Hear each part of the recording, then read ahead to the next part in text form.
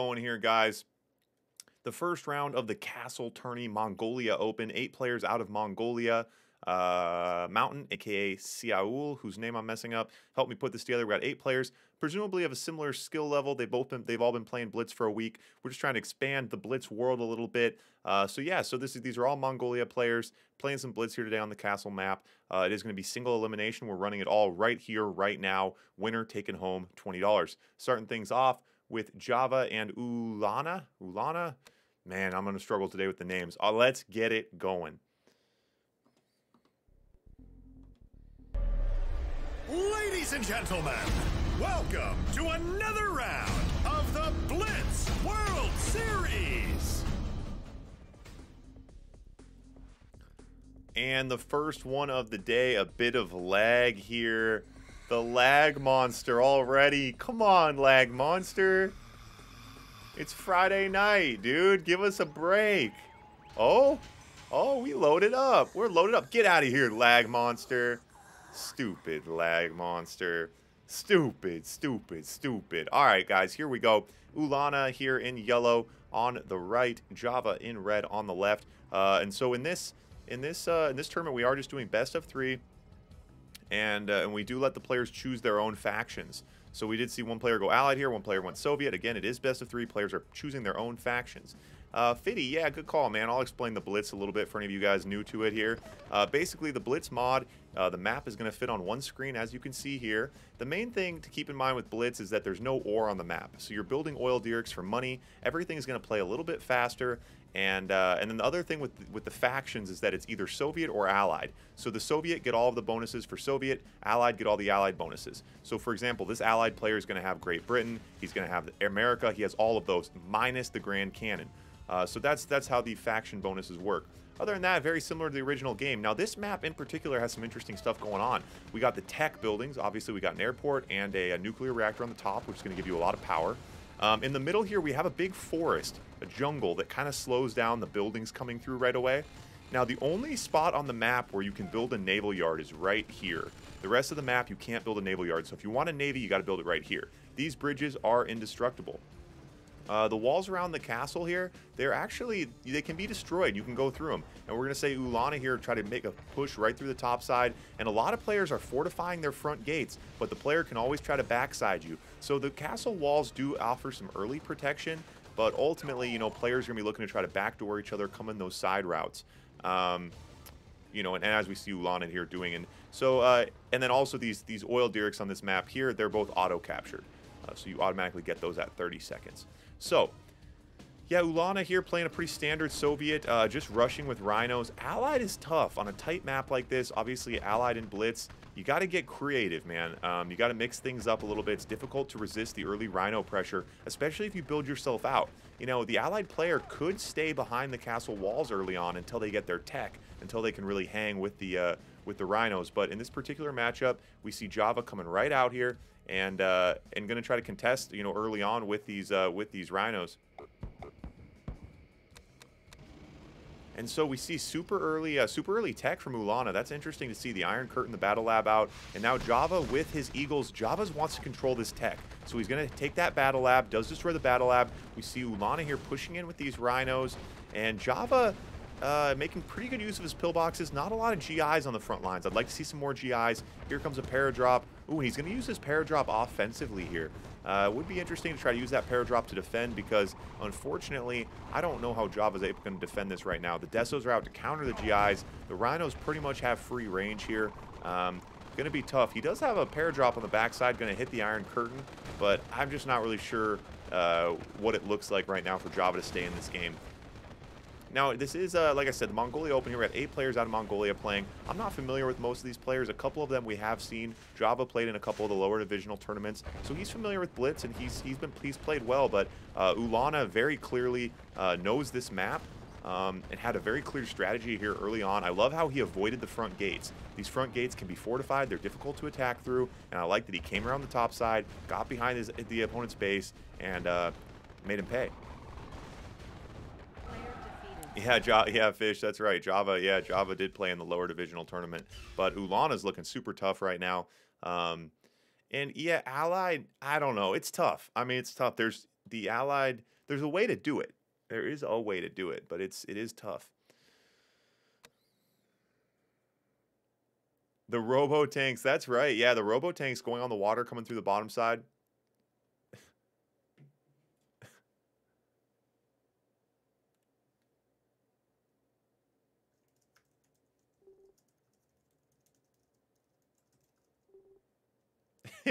Ulana says, was it real? Yeah, it was real, dude.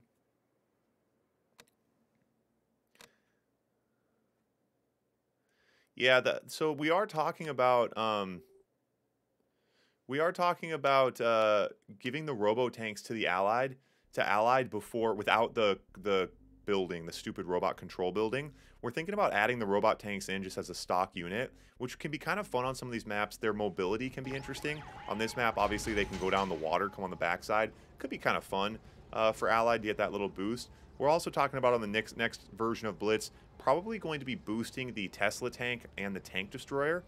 You know, obviously, we see a lot of, it's Rhino, Rhino, Rhino, Mirages to counter the Rhinos. You know, I mean, there's not a lot of diversity in a lot of these armies in Red Alert 2. So there is the Yuri 2.0 patch, which is out, and a lot of players use it. One of the boosts in it is boosting the Tesla tank and the tank destroyer. So I think we might add that in just to try to see some more diversity in these games. That's one thing on the list, and then the robot tank as well. Yeah, the Allied walk, the Prism walk can definitely work. The big thing for Allied on this map, I think you could just stay behind the castle walls early on, pump your Air Force, harass him with 2 AFCs. If you can resist the early Rhino pressure, harass him with your Air Force. And then once you have the Mirages out, you can melt the Rhinos. It is tough, though, and we specifically made it so that the castle is very claustrophobic. Staying in the castle is a little scary early on, but I think that's probably the move for Allied. It's hard to say. You know, I haven't seen as many reps as a lot of these guys have seen. I don't know. Artie, are you in here? Artie, how have you seen Allied winning? Have you seen anything specific from Allied on this map? Obviously, you see in these lower divisions, we let the players pick their factions. But at the higher divisions, we force the players to play both factions. So at higher levels, you know, the pros, the semi-pros, probably D1, you know, they're forced to mix things up a little bit. But it's still fun either way. And with these guys, you know, trying to get them an introduction to Blitz, we let them pick their factions as well. A lot of players are more comfortable. A lot of players never play another faction. So, but obviously at the higher levels, we like to mix things up a little bit. All right, so Ulana here is going to hop in, take out that airport. And Ulana's way ahead right now on 3 war factories. And his money, 3 war factories on 5 oils. Yeah, that's pretty good. He's not going to bottom out. And so with that war factory advantage, he's going to pull quite a bit ahead here.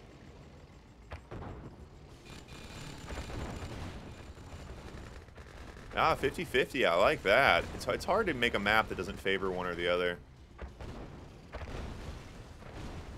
And again, we're going to see Ulana coming through that top side. And it's so funny to see that, you know, it's just like a mindset thing. But you know what? Java is able to pull ahead here. And Ulana must have been bottoming out a little bit. Oh, he has a second wave of Rhinos coming here. It's a good bunker placement. But Ulana, I love Ulana, doesn't need to attack from the front side. He keeps harassing that backside. Now we see a split from Ulana. A couple Rhinos on the top side. RDOP. That is absolutely right.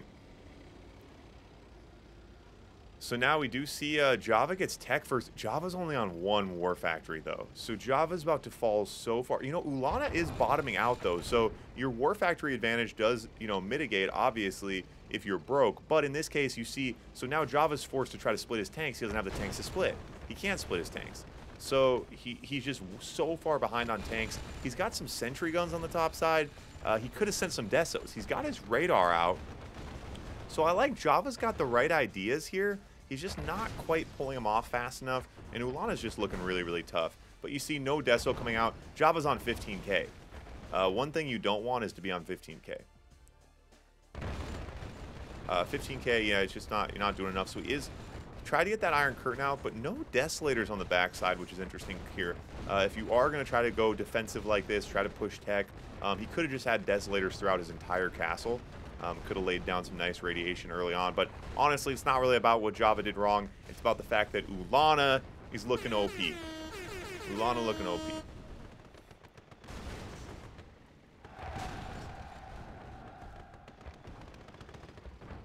And that'll be it. The first game going to Ulana. Taking it home. Taking it home.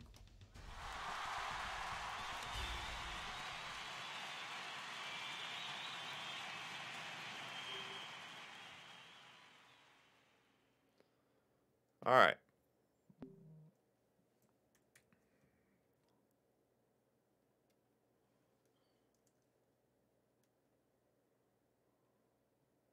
I'm not going to put the score because I'm going to forget to do it later anyway. Ulana moving on.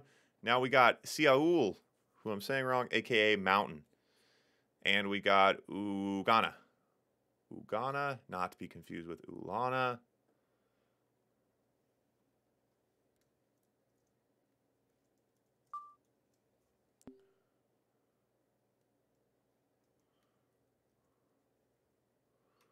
Ugana and...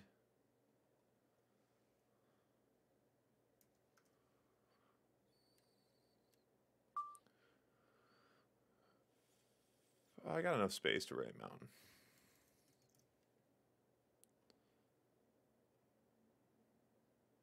No, I don't have enough space to write Mountain.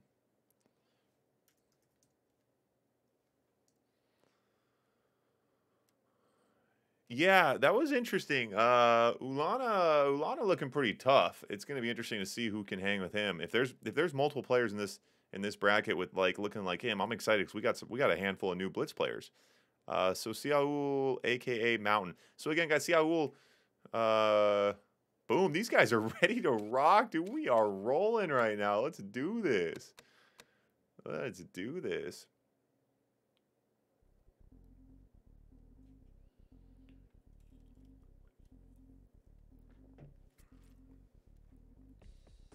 All right, guys, so here we go. Second match. We got, in red, we have Mountain. His name, you guys, the screen name you've seen is Siaul. So I'm saying it wrong, so he told me just to say Mountain because that's part of what the name means. Anyway, but Siaul, like I said, he just played in the intermediate Red Alert 2 tournament against a lot of the guys you guys might recognize. It was the tournament that Snark was the reigning champion of. And this time around, Snark made it to the championship, and he knocked him out. So he's in red here, playing under Mountain. And we have Ugana playing in yellow on the left. So yeah, we'll see how this one goes here. Both players, Soviet versus Soviet here, building out the front gates, trying to get a little bit of map control early on, getting those dogs out, getting nice scouts. And yeah, everyone playing pretty similar right now. Very, very identical builds.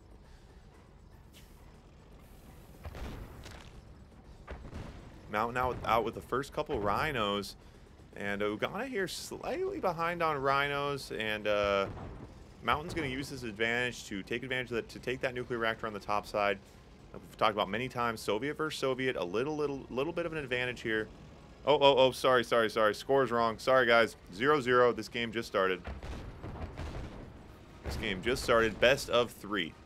And so Ugana here has caught up pretty closely on tanks, slightly ahead, but he is interesting to see her from Ugana. He is down on tanks, but pushing through the jungle here with that forward oil, that forward sentry gun.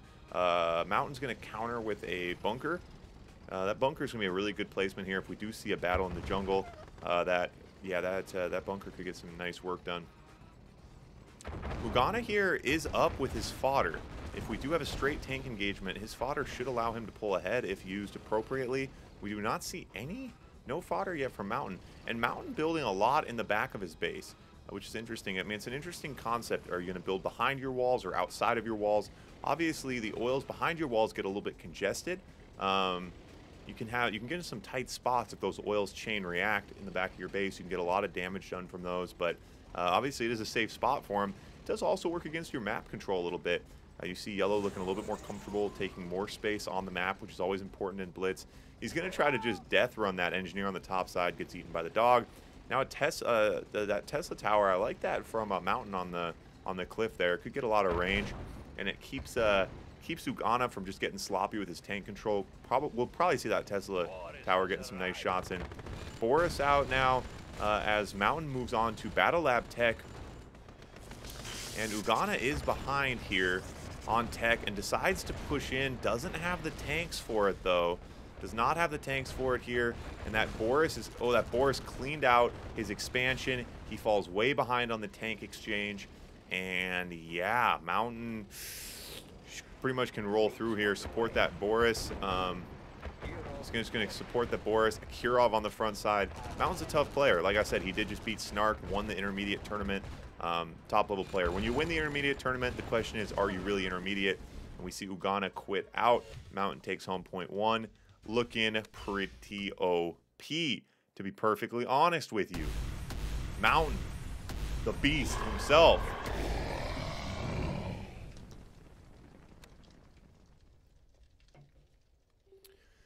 Yeah, it's a little bit unfortunate. You know, these series, Red Alert 2 is a game that is best played over a longer series.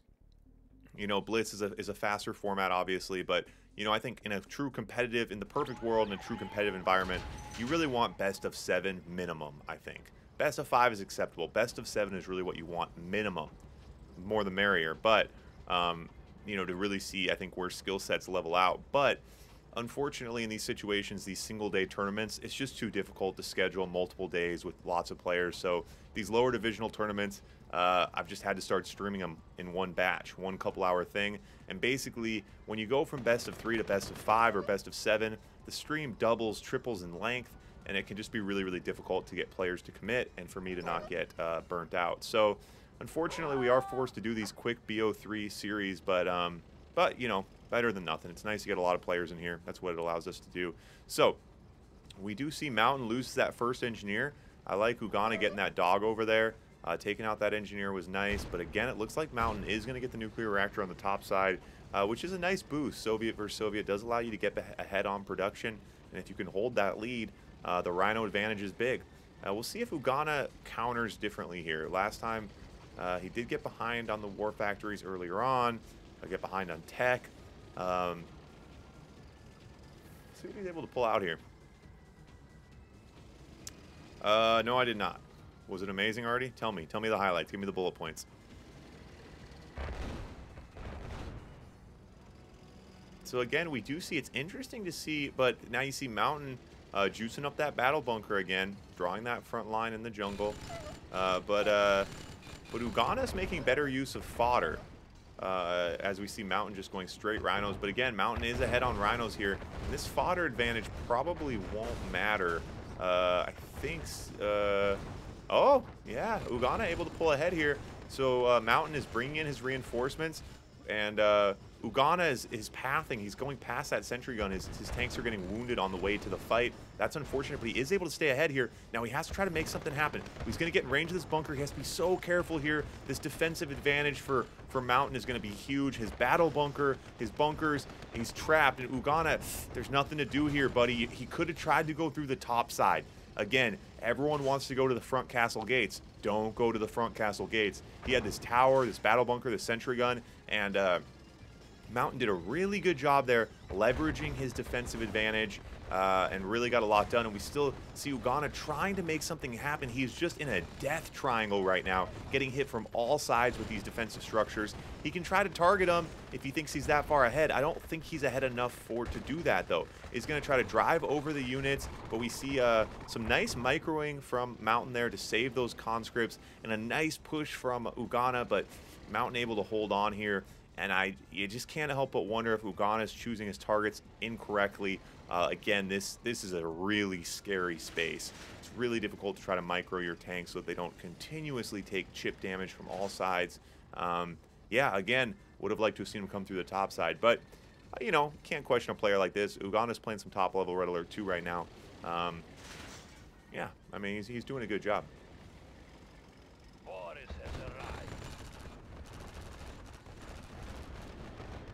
Now trying to drive through, again, goes through the front gates, takes a lot of damage on his way, gets cornered, and now we see as Mountain is caught up on Rhinos. Yeah, so Ugana, there was a window of opportunity there as Ugana was ahead on tanks, but Mountain was able to pull it back, and now Mountain again out with tech, and he's going to start harassing with this Boris, and he has the tanks to support the Boris, and look at the range on that Boris. Oh my god. So takes out a war factory, and now a Kirov coming So you see Ugana's in a tough spot. He's going to scramble the flak tracks to try to support, but when he scrambles these flak tracks, he's just going to radically fall behind on rhinos, and that should be, you know, Mountain should be able to pull through here. That Kirov's really getting it done, too. Kirov's moving super fast, man. OP Kirov. No, goes AFK for a second on that Kirov. Flax probably won't get too much done here, but that Boris is so annoying now. Yeah, that Boris is just doing work. The Boris on these small maps, I'm surprised we don't see this more. Boris on a small map, especially when you have map control, is absolutely devastating. Really, really good use of the Boris. So it does go for a tank engagement on the top side. I don't think he has the units to do it. Yep, and unfortunately, Mountain... Unfortunately, like I said, guys, I'm not playing favorites. I'm always cheering for the underdog. I'd love to see Ugana pull out a massive comeback here and put on a show for us, but I'm not sure how that's going to happen. Oh, so Ugana brings out a sentry gun to counter that Boris. That's nice. But we see Mountain brings out the naval yard here, and that's what you're supposed to do when you have map control on this map. You bring out the naval yard, you bring out the dreads, you drop the hammer. Comes in with the rhinos here. We haven't seen any desos from Ugana. These players aren't big on desos, which is interesting because when you get behind, desos and drones kind of the move in a lot of cases. But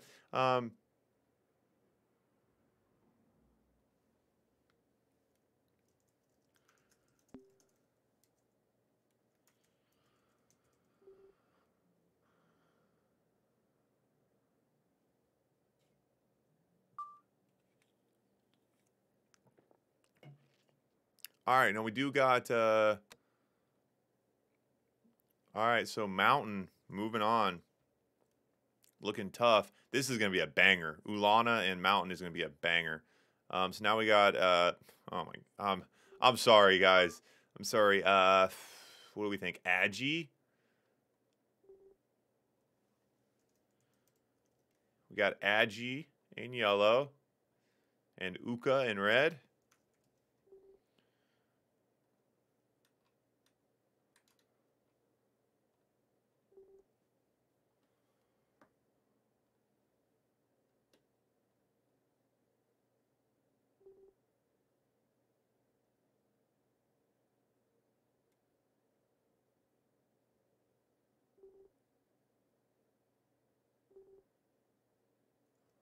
All right, sorry, we're having a little mix-up on the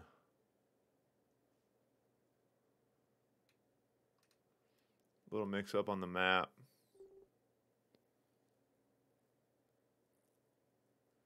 So this is the all right.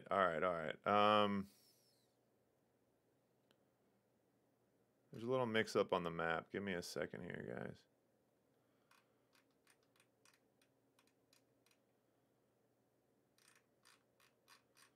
Ah, okay, so they have the older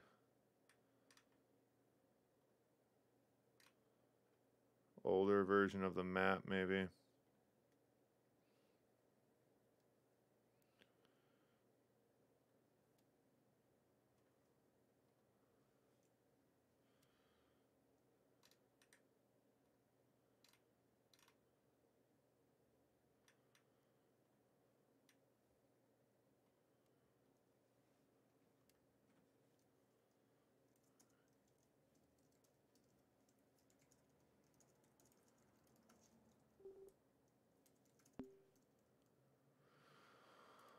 I'm confused about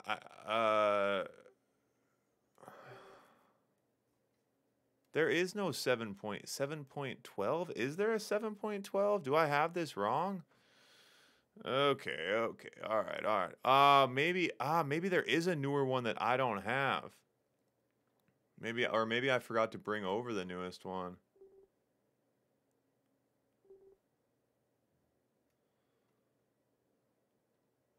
Little bit confused here. Let's try this.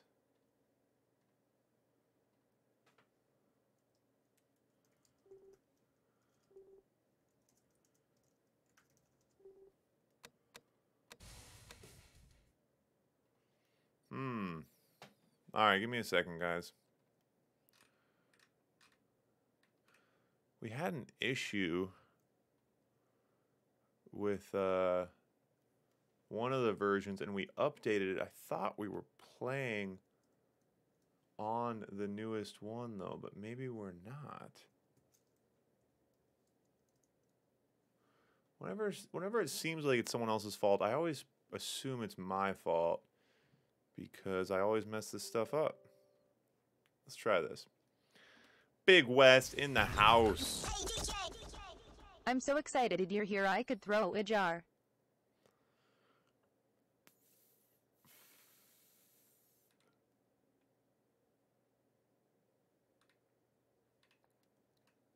Yeah, I'll have to watch. I'll have to catch that stream, Artie. Yeah, it sounds fun, man. Like I said, I don't know why you guys don't hit me up so I could stream some show matches for the people. You guys having all this fun without me. Seems unfair, but... Alright, let's see if that is... Ah, I didn't update the map. Okay, okay. Interesting, interesting. Win by 2 or win by 3, then you could do games like the minor quickly. But yeah, that's actually a good point. We could do a longer series, but say win by 2. That's actually a decent idea because it's really like the blowouts you want to go quick, and then but the bangers you want to let play out. That's actually a pretty good idea. So do like a even like best of 5 win by 2 would be good for these. Because the best of 7 that's a banger would be like an hour. It's probably too long, even if it's a good match. Best of 5 win by 2 could work well.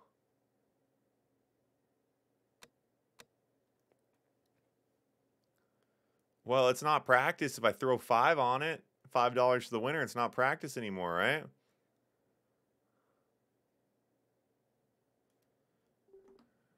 Jaz doesn't have Twitch. He's on YouTube. And his link is... I don't know what his link is. But hashtag RA2 to the moon. You go to ra2.info. And you can find the links to all of the best Red Alert 2 content on the internet. ra2.info. You can find a link to Jaz, a link to me, a link to Doofus, a link to Fortune Chaos. Go on ra2.info. Hit it all up. Hit it all up. Yeah, Kirov reporting, but it's on that, ra2.info.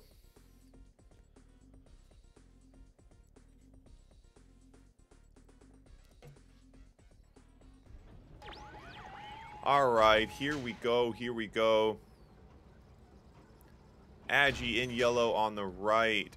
Uka in red on the left. Apologize in advance for messing up these names. I think we are lagging too bad here to continue.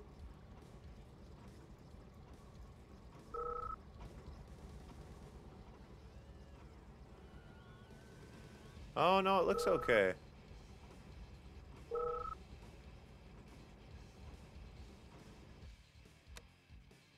Battle control. Let's try a different one. That actually didn't look bad, but it got better, I think. This one's worked. Let's try Will's Cali. This works pretty good sometimes. Oh, broken mouse.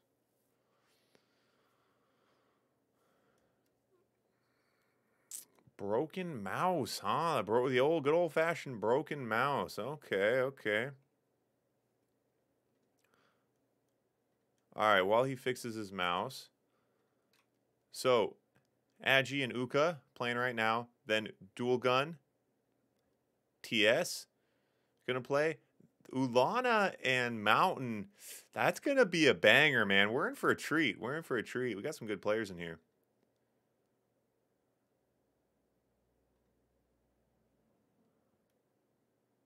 Oh, both players going allied. Wow, okay.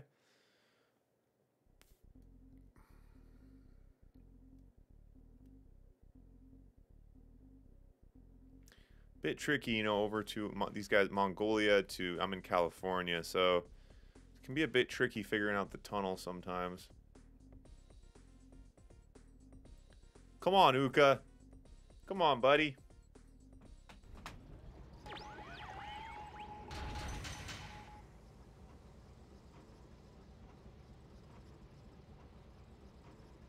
Ooh, we're looking smooth now. It's all about watching how the dogs skip across the screen, though.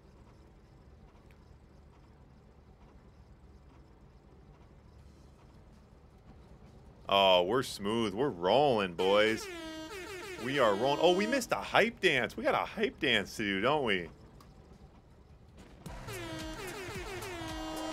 Hype dance. Hype dance. The Mongolia Open.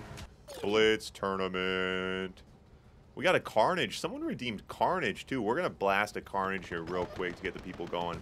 Bunch of early GIs. And so both these Allied players, Allied versus Allied, we have not seen that in these lower divisional tournaments yet. We've seen, obviously, the Soviet be heavily favored. Out with the early GIs. Not a lot they can get done with these the fortifications at the gate and the walls. But you get a nice anti-scout in, defend yourself. Both players Allied and such similar builds, building behind the castle walls. And it's fun to see such different strategies here. All right, Fish. We'll see you later, man. Yeah, so now super early Eagles, and it's all about controlling the tech. And we see Uka out with the 3 Eagles, going to blast that AFC. And, yeah, and so, man, Allied versus Allied, it's all about controlling the AFC. And it's going to be super difficult now for Agi to get back ahead, get his tech out, because as soon as he builds an AFC, Uka's going to snipe it with the Eagles. So we'll see. No one's really pressing the map right now. No one building outside the castle. Very interesting. 3-leg go. Come on, man. You hop in here. You're still stealing my viewers to go play games with you. You take one of my viewers, that's one less viewer watching the games. 3-leg goat. Come on, man. Paradrop on the back left. I'm just kidding. I'm totally kidding. All right, paradrop on the back left there. Ooh, that paradrop could get something done. And some Rockies in as well. Uka's looking tough here. That paradrop's in the back of his base. He's got Rockies in the back of his base. He builds a Patriot missile. He didn't do anything with that paradrop. We do see a Navy SEAL now as well. Where did that Navy SEAL come from? And so we do see Agi responds with his own paradrop on the backside. Ooh, oh my god, that paradrop got way too much work done. Uka didn't drive it over quick enough. And so now Uka's in the water. Uka's in the water with the Navy SEAL. Let's go. Here we go. This guy's on a quest. Follow him. Follow him. He's on a quest. What can this guy get done? So you can, this is something to note, guys. Generally speaking, Navy SEALs and Tanyas cannot blow through walls. On this map, we specifically designed it so they can. These walls are actually different. They're actually buildings. That's why it's possible to be done. So he's going to blow a hole here. Here we go. Here we go. He's in the back. Oh, no. And so Agi's attacking on the top side, but this Navy SEAL's on a quest. He's going to hit the MCV. He's going to hit the MCV. He hits the MCV. He's popping off, takes the War Factory. Absolutely devastating. Agi, turn off this ridiculous music. Sorry. All right. Agi now on the top side, trying to push in. You see these Grizzlies are paused because he's trying to figure out what just happened. Really, really beautiful play from Uka there. We're going to see that more throughout the tournament as players start realizing it, that it's possible. But as I say that, oh my gosh. I was so excited about that I didn't realize that Agi could be taking this one home. Uka brings his Rockies back to defend. Oh my gosh. So Uka, Agi's, the Yellow Army here doesn't have any anti-air. So he's going to take that. Now what's the next move here? He's going to go after his power, put him low power. Oh my gosh, Uka lost. Uka lost even after that sick Navy SEAL move. He's going to dive on this barracks here, gets the barracks. Now going to drive right past. Does lose all of his tanks. Has a second wave right behind. Never mind, doesn't matter. Uka's going to lose.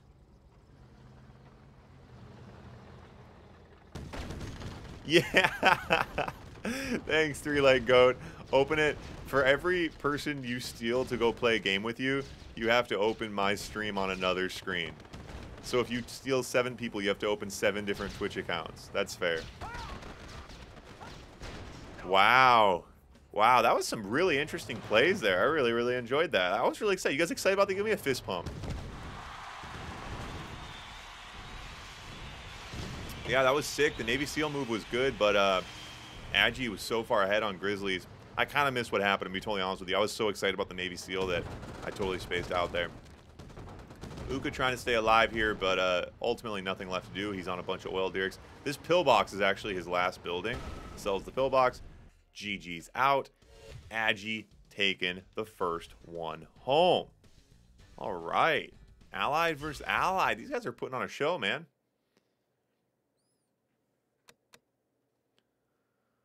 Putting on a show. Same factions, Allied versus Allied again. Let's get into it. Already with the hype tank. We got a Carnage, too. We better do the Carnage first. It's 1-0. Uka's hungry for a comeback. If he loads this game, we're going to blast the Carnage. You guys ready for it? Come on, Uka. All you have to do is load, buddy. All you have to do is load. Let's go. Let's go, Uka.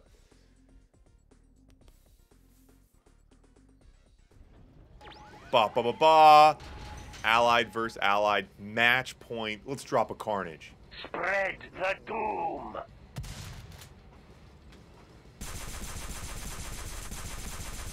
Throws the grenade. I love the grenade comes in. You're like, is this just a machine gun? Nope. Grenade coming. The Carnage. Bringing it here as we get into point number 2. Again, Allied versus Allied. Both players out with those early dogs. We see Agi out with some early GIs, maybe doing a little anti-scouting. I like that. I like that. So, match point if Agi can take this one home. Uka fighting to stay in the tournament right now. Overlay King, CS Pro. That's right, buddy. That is right. All the time I spend trying to make, that I should be spending, making next month's map, I'm just messing around with overlays. Messing around with overlays. So we do see Agi now going to make a little bit of a tech push here. Going to try to take that airport on the bottom. The airport's nice, man. Ooh, going to snipe him with the Eagle. Damn, big move. Big move. He tries to micro it, not able to. And so now Uka's way up on the AFC, and Uka's going to super early on these Eagles. And these are what these walls allow you to do. You can push your AFC. He has no Grizzlies out. So Uka's gonna be able to use these Eagles, keep sniping that. Now he's gonna go home. Then he's gonna snipe the AFC. And Agi needs to get something done. He has this massive Grizzly advantage right now. That's right. He's got to come through the top wall. Is there anything Uka can do here? Can Uka survive? If he comes through this top wall, is there anything he can do? So he's having to use his Eagles defensively now and able to snipe one. We need some proactive pillboxes. Uka's broke. Uka's broke. No pillboxes. Trying to defend with his Eagles. His Grizzlies are gobbled up. And so, like I said, with the wall, when I said, yeah, the walls allow you to do this, what I meant to say was the walls make you think you can do this.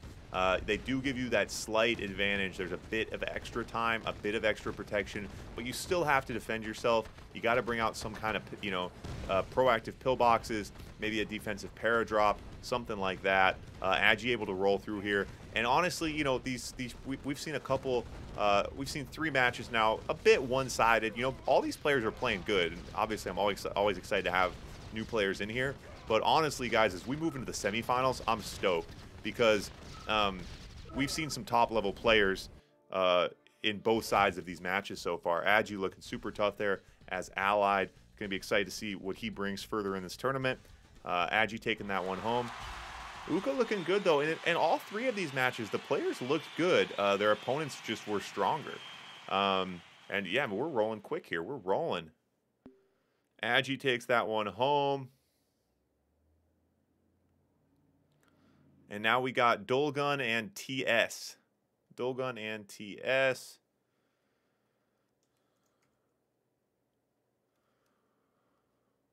Dolgun.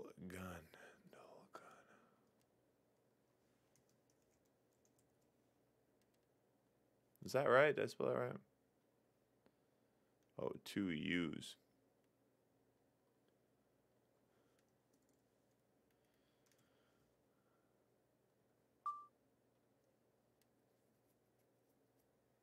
Big West. Thanks, buddy. I appreciate it. Yeah, so I'll make TS's name a little bit bigger, huh? There we go. Give him a big TS. He's only got 2 letters. You gotta make him a little bit bigger. Dolgun's not gonna quite fit, is he? Ah, there we go. Close enough. Okay. Dolgun, TS, Dolgun in red, TS in yellow. All right. And already with the hype tank. We got a hype tank coming too. You guys are keeping me rolling today. If we get them loaded, if we get it loaded, no lag, we're blasting the hype tank. Get ready for it. Hype tank. Hype tank. Let's go, boys. No lag. Wait for the power plant. Wait for the power plant.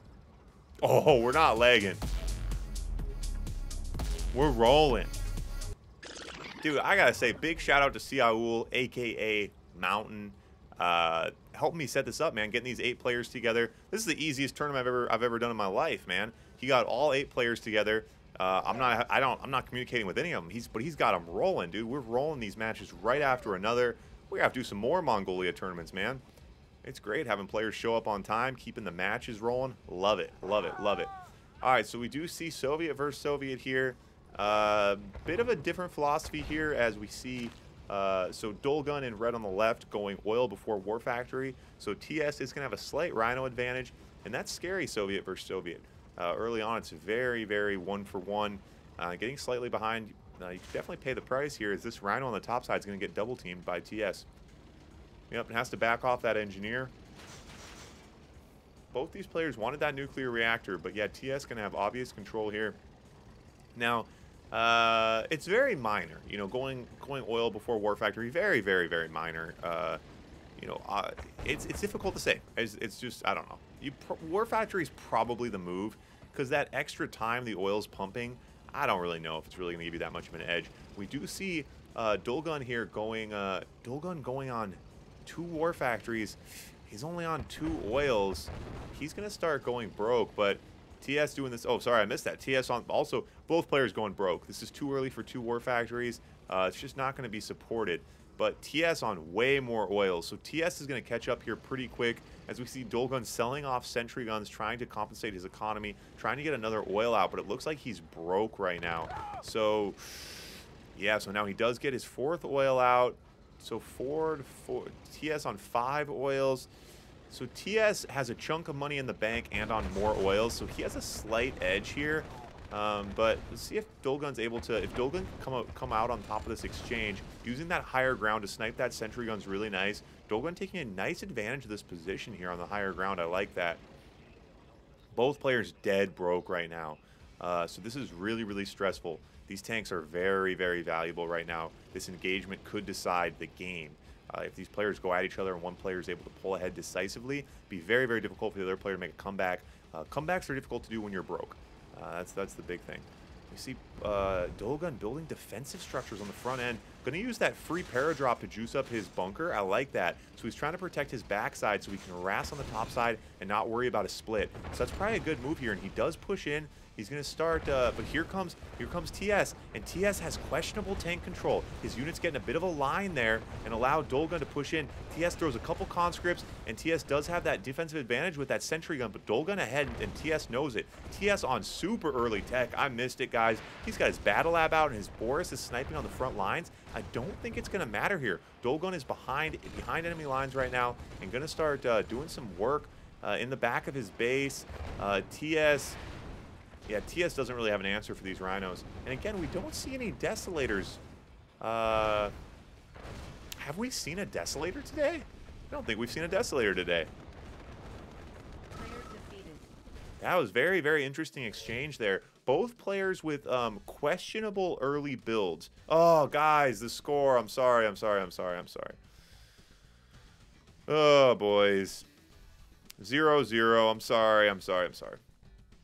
Dolgun now 1-0. Both players interesting builds. They spread themselves very, very thin early on. Really maxed out their economies, both players, but it didn't really do that much because it happened to both players. Both players were bottoming out. Now, if both players are bottoming out though, and you're even on tanks, what you will see is that there's no defensive advantage. The defensive advantage is obviously defensive structures. So once 2 players go broke, if you're even on tanks, you might as well be the aggressor because he loses his defensive advantage. So you might as well take the energy to him. And we saw Dolgun do that. Yeah, the Deso's on vacation, apparently.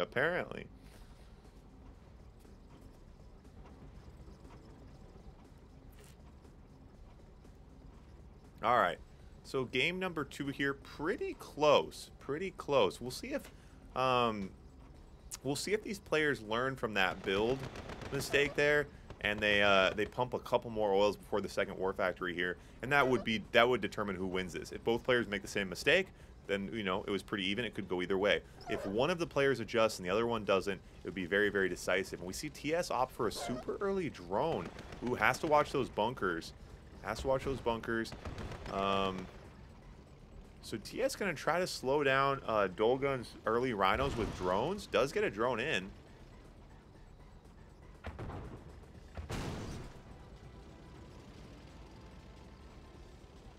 So Siaul, so the second part of your name means mountain. What does the first part of your name mean? Like strong mountain, big mountain, amazing mountain? All right, so now we see TS bringing out conscripts. And he's doing a bit of landscaping here. Hard to say. Oh, does he mean to attack with these conscripts? The conscripts get cleaned up. The conscripts are a big move. That's some top level play in Blitz when you realize that conscripts are better than dogs and you start bringing them out to join the fight. Obviously, you have to have the money for it. You got to have the money for the conscripts. So we see TS just taking bunkers, trying to take a defensive position here. And pretty even right now. TS actually is up on tanks.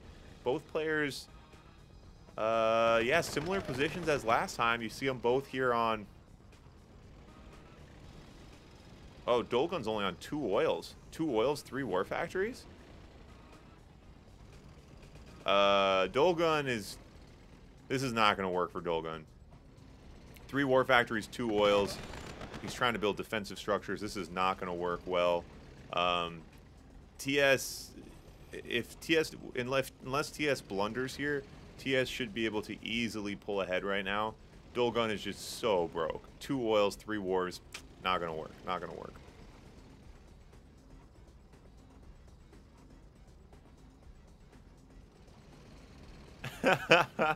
He said, screw oils. I need war factories. And you'll see, so even though Red is on 3 war factories, you're going to see TS just slowly continue to improve his position here, adding some conscripts in as he's got money. So TS is rich. TS is rolling in that money. No, so War Factory, the War Factories... Yeah, I should explain that. I always forget newer players. Anyway, but the War Factories specifically, War Factories are increasing your tank build speed. So the faster your tanks are built are based on these units. But your oils are what give you money. So if you don't have enough oils, your War Factories, you're not building tanks. So TS on 8K. Look at this money difference right now. 9K to 400. So TS can just keep pumping these rhinos. I'd like to see him go tech. He probably doesn't need to. He would have to have a massive blunder here. And again, it's interesting to see no desos. Soviet versus Soviet or Soviet versus Allied. When you're behind in the position, desos and drones are how you slow down the opponent, try to make them make a mistake, and try to make a comeback. And again, we're not seeing any desos, no drones. Battle Lab out now from TS, improving his position even further. And we're about to go to a Game 3, ladies and gentlemen, which I'm incredibly excited about. Yeah, so TS, that was very interesting there. So Dolgun was able to catch up. You see, now he's okay. Now his 3 war factories are pumping. But in that time he was broke, TS went way ahead. Got ahead on tech, got ahead on tanks, and it's going to be able to pull this one out without a massive blunder. Boris now on the field to remove some front buildings. Made a good use of that airport as well. Those conscripts have done a lot of work for him. And so yeah, hats off to TS here. You know, he was able to, both players made mistakes on their build early on. They didn't manage their economy. And TS went back to the drawing board, and in the locker room at halftime, they said, hey, we need a new strategy. He came up with one. He put one on the board. We're going to game number 3. I'm excited. Are you guys excited? You guys are excited. If you weren't excited, you wouldn't be fist pumping like that. We're all excited. Dr. Green Thumb with the raid? With the raid? I love it. We're getting raided. We're getting raided, boys. Dr. Green Thumb, I appreciate the raid, buddy.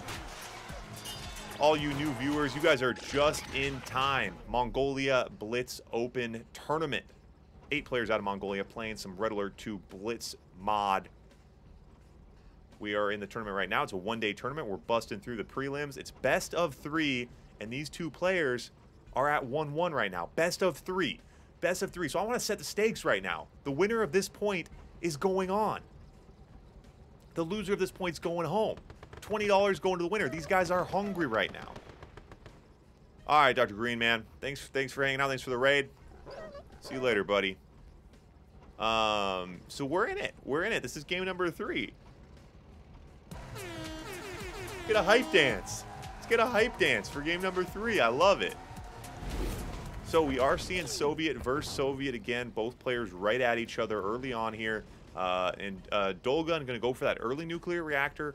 It's all going to come down to build order. Both these players, and again, guys, this tournament, these players aren't super familiar with Blitz. Me and Mountain put this together last week, so the players have been practicing it a little bit. But you can see they're not, they haven't played a lot of Blitz, and the build orders are everything compared to traditional Red Alert 2. It's very different. The opening, the early game, and so we'll see if both these players we saw. Both these players slowly figuring out their build orders, trying to stop going broke early on. TS is pumping the early oils. Now we see 4 oils before his second war factory. I love that.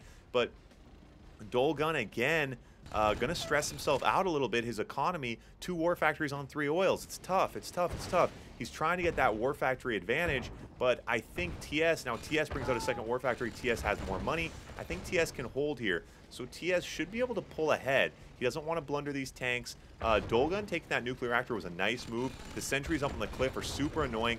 Ooh, some questionable tank control here from TS. Gets himself out of position. He does have some fodder in that mix. He's going to try to bum rush that sentry gun, take it out, and not going to go after the nuclear reactor as TS brings out a 3rd war factory. Keep an eye on Yellow's money here. Is he going to stay above 0? Once you start seeing it drop down to 0, that means your production slowed down. So Dolgun, again, is falling behind on production, but he settles into 5 oils now. You don't even play Red Alert 2. Well, you got to start playing Red Alert 2, Dr. Green Thumb. That's where the hype's at, buddy. We'll get you in here. We got tournaments. We do these tournaments every month.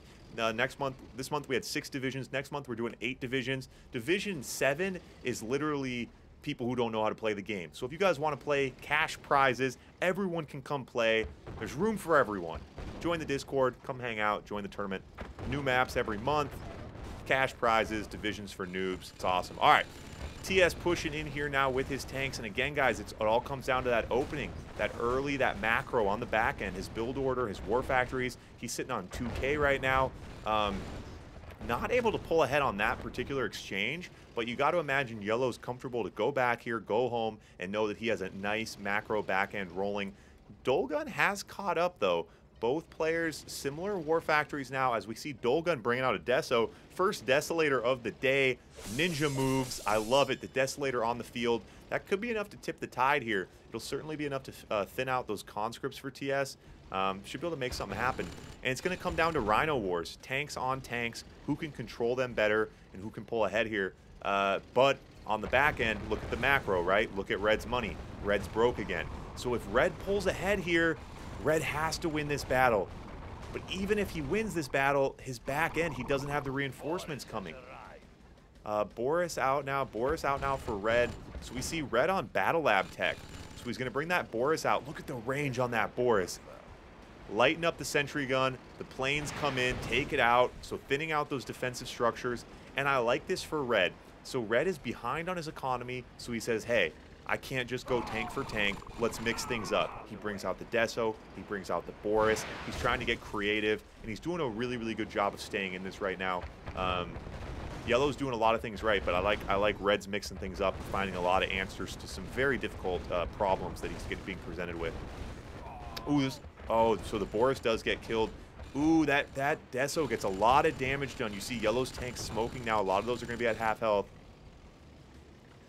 Fiddy, you want in next month? We'll get you in, buddy. Like I say, guys, we got divisions for everyone. There's literally a division for players. Next month, there's going to be a division for players who literally don't know how to play the game. Everyone's playing, man. Division 8's, yeah, Division 8's mostly just Snark, and then the other noobs. Divisions for everybody, man. Join the Discord. Join the Discord. That's the answer. You guys got questions? You got problems in your life? Join my Discord. That's the solution to everything. Those Desos are getting a lot done. I love this from Dolgun hanging in. Again, guys, it is best of 3. Best of 3, 1-1 right now. Winner of this going on. Loser of this going home. No one wants to go home. Going home sucks. These guys are hungry, man. They're bringing it. Ooh, so red. So Dolgun out with the Iron Curtain. And Dolgun has somehow been able to get ahead on tech. And you see this from some of these. And so for those of you guys less familiar kind of with some of the meta trends in different parts of the world, China, Mongolia, they play the game a bit differently. And I think, I don't know this for sure, but I think they're a little bit more, they play a bit more Red Alert 2 compared to Yuri's Revenge. And in that, it's a lot about rhinos. It's just rhino wars. They play Soviet versus Soviet, and they play rhino wars. And that you don't see as much tech or craziness, or certainly not allied very often. But they're all about the rhinos, you know, getting lots of rhinos, getting their fodder, and then outwinning battles. And as we say that, Dolgun way ahead right now, way ahead. And TS starts pumping the demo trucks. Tries to use the demo trucks, does take himself out, but tries to thin out his army. Dolgun way ahead on rhinos right now. Was able to get out of that position early on. He fell behind. He was able to scrap his way out with those Desos, some clever plays with the Boris, and then just the sheer rhino power coming through here. Yeah. And now the Kirov on the field, and I don't think, yeah, I mean, yellow's got nothing left to do. So anyway, yeah, so this is very common to see for more the Eastern players, Asian players, I guess, in particular, but China, Mongolia are the bigger countries for this game specifically. They're all about the Rhino Wars, man. But with that being said, it was interesting to see Dolgun switch things up there when he got behind on tanks, was able to pull some trick plays out of his back pocket, and ultimately bring home the win. Hats off to Dolgun, man. That was a banger. That was a banger.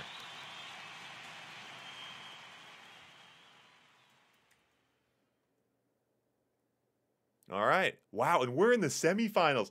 You guys, dude, we're in for a treat, dude. We are about to see some good matches. So we got Ulana and Siaul, a.k.a. Mountain, coming in here. This is the first match of the semifinals. So winner of this is going on to the championship. And then we got Agi and Dolgun. Agi's been playing Allied, so that'll be a really interesting matchup. We're moving. We're rolling, man. We're rolling right now. So Ulana and Siaul, hop on in here.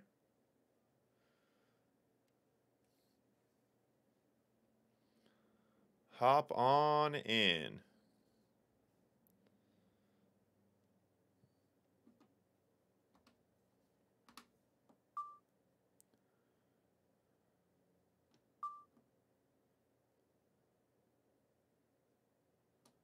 Oh, Dr. Green Thumb gave me a follow. I didn't even thank him.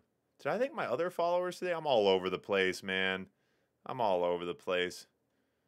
I'm all over the place. Thanks, any new followers. I appreciate it.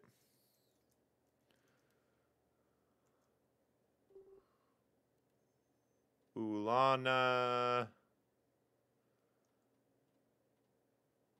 And Siaul, a.k.a. the Mountain.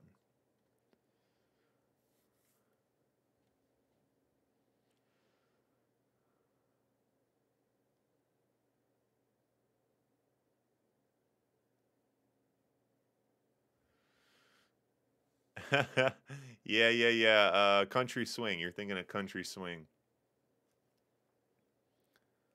Yeah, man. If you, I think one of the nice things about Blitz, you know, these smaller maps, is that the openings are a little bit more straightforward. Like, if you want to play in these, realistically, Jaws is practicing. You got top level players playing these maps every day. So you go on YouTube and just watch Jaws' opening and duplicate it. Versus in traditional Red Alert 2, you know, there's 20 different maps. There's 5 different starting locations on each one, and then each one you have to build differently to get to the ore. So I think the opening, I think that's one thing that Blitz, the bar of entry for Blitz is a bit lower, because the intro, the opening of the game is a lot easier to figure out, because you can just watch a pro and copy them basically. Obviously the mid game, the late game get infinitely complex, but that's one nice thing, is that opening strategy is very, very difficult in traditional, just because there's so many different maps and things like that. All right, Ulana and Mountain coming in here. Gonna get things rolling for us. All right. All right, he's back.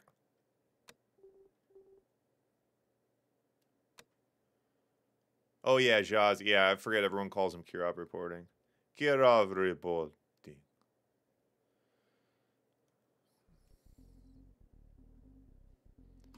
A little C4 knocking at your door. That's right, Navy SEAL.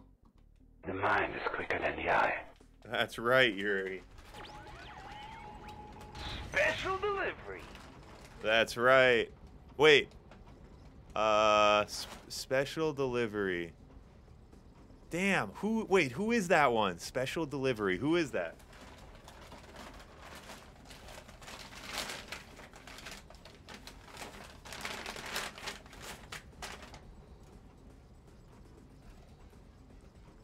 Oh, wait, no, that's not Ivan.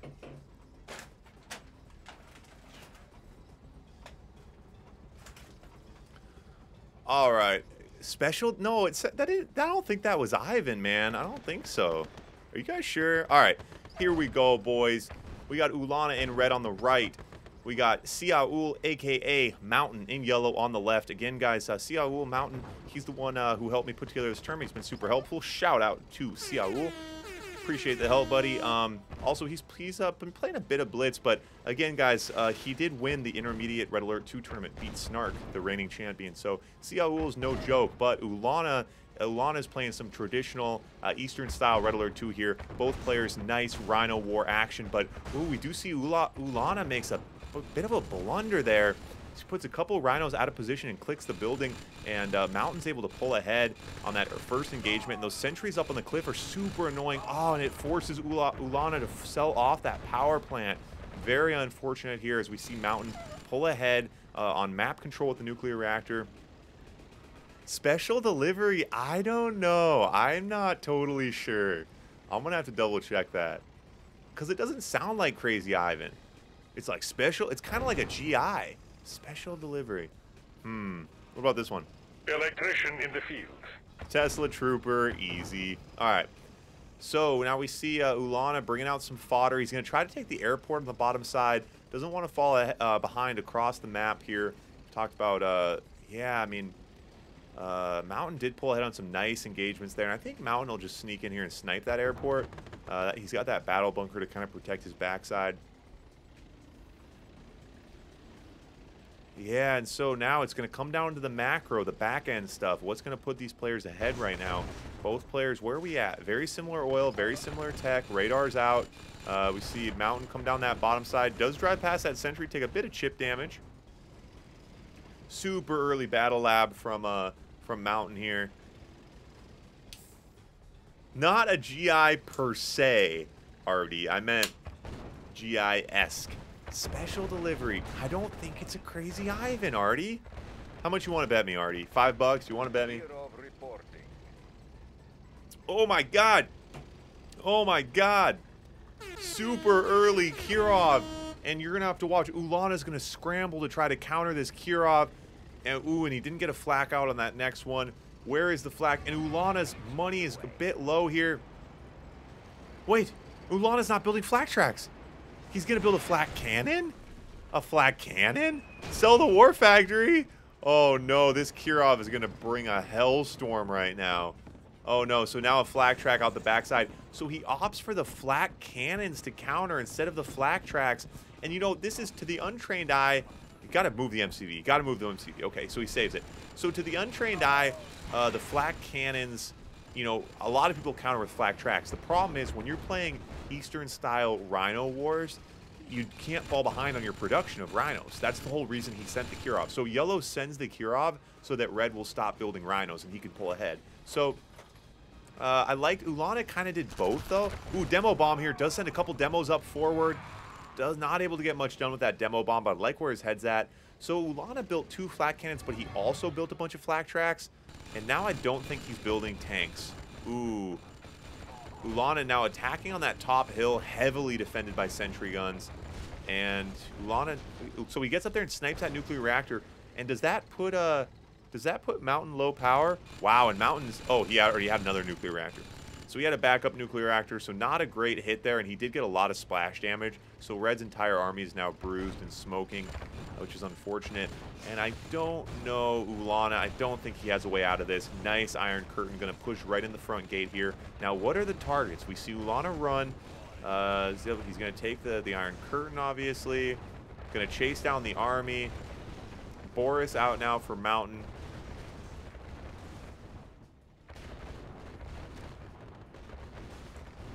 Fitty, I'm with you, man. Yeah, things are going from bad to worse here. Mountain rolling in. Mountain looking super OP. Mountain looking super OP.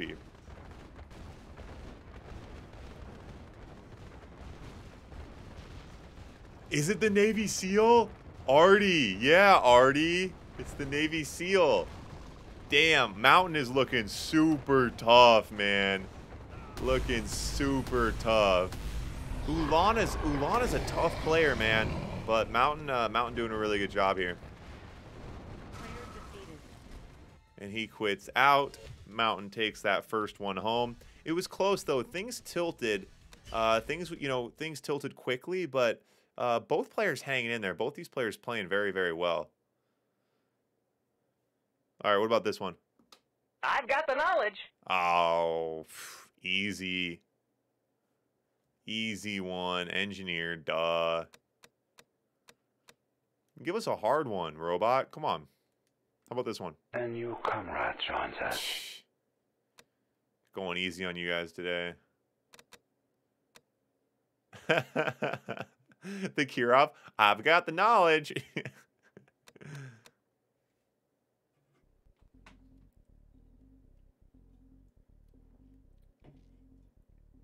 Pro Rattle in the house. I'm so excited you're here. I could befriend a Chrono Legionnaire. That's absolutely right, Pro Rattle. I could befriend a Chrono Legionnaire. That's how excited I am that you're here. Spread the doom. All right, guys. So game number 2, it is match point if Yellow can take this one home. Ulana fighting to stay in this tournament. We're moving quick today, boys and girls. I'm gonna start saying friends and family. Boys and girls isn't really representative because there's no girls who watch this stream. You guys want to know the YouTube percentage? The YouTube percentage, it's like 0.5%. It's 99.5% males watching my channel, 0.5 females. We're gonna change that though. We're gonna get more females involved. We're gonna do it. This game, it's very gender. There's no reason that it should be guys instead of girls. Anyway, RA2, the moon. We're taking over the world. If we take over the world, everyone plays. That's the end goal. RA2.info, guys. Check it out. Links to all the best Red Alert 2 content across the internet. Don't just support me, support everybody. Like, follow, subscribe, and comment for everybody. While I'm shamelessly self-promoting, if you're on YouTube, like, subscribe, and comment. And with the comments, instead of saying algorithm comment, which I think the algorithm might not actually like, just say good game. You know, if you want to help me out, just say good game. Simple as that, guys. Drop a good game, drop a GG in the comments for me. Helps the algorithm. A like, a sub, free for you, helps me immensely. Let's get back to the game. Early on, very similar here. Both players kind of jockeying for position. Ulana able to take the nuclear reactor and secure it, taking advantage of his defensive position with those sentry guns.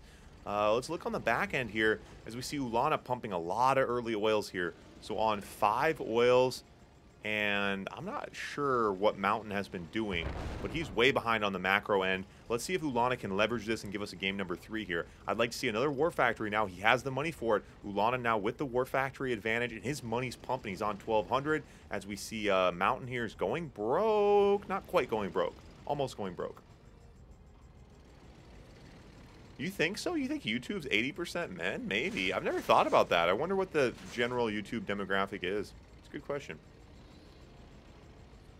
All right, so now, the interesting thing in these situations is that when you're ahead, you're not always going to be ahead. So not only do you have to get ahead, but then you have to make something happen while you're ahead. And so now we see Ulana. He's ahead. He's going to go for a split here. He doesn't have enough tanks on the top side here. So now we see Mountain is going to split to defend. And this is actually kind of nice for Ulana. These 3 tanks aren't going to get much done, but he does get a nice scout. You guys have to remember, these players have fog of war. They can't see the opponent's base. So he does get a nice scout in.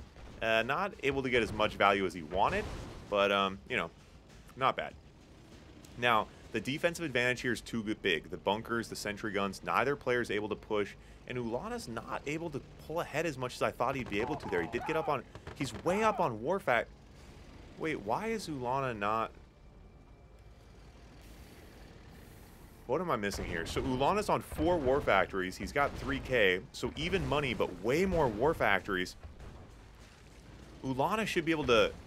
Ulana should be pulling way ahead on Rhinos. I'm not sure what Mountain's doing on the back end. So now Mountain out with his second War Factory. But, you know, you don't need to push. Again, guys, we've talked about this. You don't have to push from here. Just attack from the top side. Or push tech. Where's the Battle Lab? And I think we're going to see... So, yeah, so if Ulana's not able to make something happen here, we're going to see Mountain just push tech and pull himself back into this game. But Ulana should be way ahead with these War Factories right now. And so now you see, so now he's made his own choke point up here. And so now you got to attack from right here. Don't attack from here. Don't attack from here. Okay, so now we see Ulana shaking and baking a little bit, giving us some different looks. A Kirov coming in. So this Kirov, I would use this Kirov just to take out this early structure. So as soon as that oil goes down, if I was Ulana, I think he can push. He's got some fodder in this group. He takes out that oil. It's going to take a lot with it. A few sentries left. I'd push. But now we see... Oh, we see him. Oh, so he's going to come on the top side here.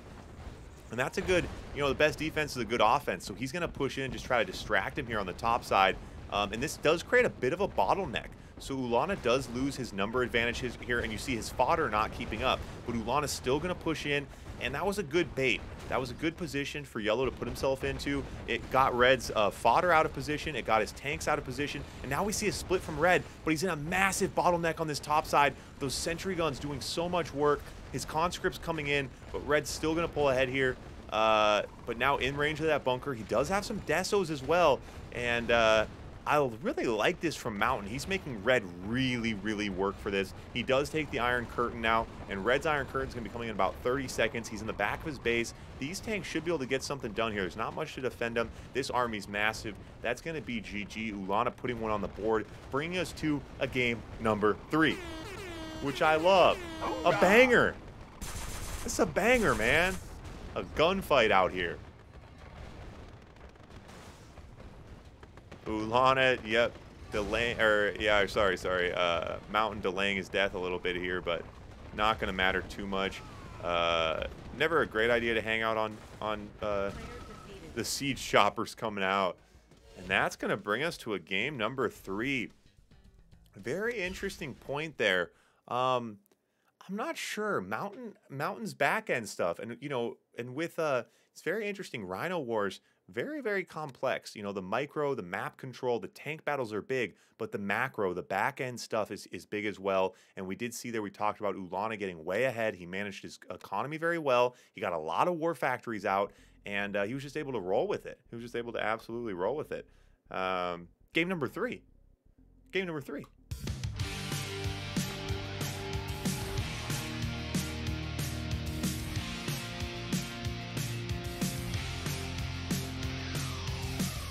All right, game number 3 here. Ulana in red on the right. Siaul, a.k.a. Mountain. I'm going to call him The Mountain. I'm a Game of Thrones fan. The Mountain on the left.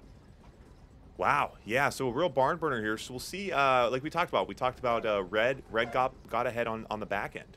He got ahead on the war factories and was able to use his advantage with the rhinos. If you're going to fall behind, there's 2 options. Spam war factories or push tech. Yeah, Fiddy, you see the delay? Now I bring up my hands and I adjust a little bit. Yeah, I'm figuring it out. Yeah, so you can either spam war factories or you can go tech. And Mountain kind of straddled both. He was a bit indecisive, and but hats off to Ulana because it wasn't easy to convert that position. Mountain is playing this map incredibly well, and it wasn't easy, certainly. So Ulana going to try to get up and take this nuclear reactor. Ooh, if he takes it, it's going to get taken right back. Oh, gets a sentry gun out. Runs over the engineer. Oh, my God. That was sick. Makes me want to throw a grenade. Makes me want to throw a grenade. Hold this. Oh, I threw it the wrong way. Damn it. Wait. Oh, no, I threw it the... Wait.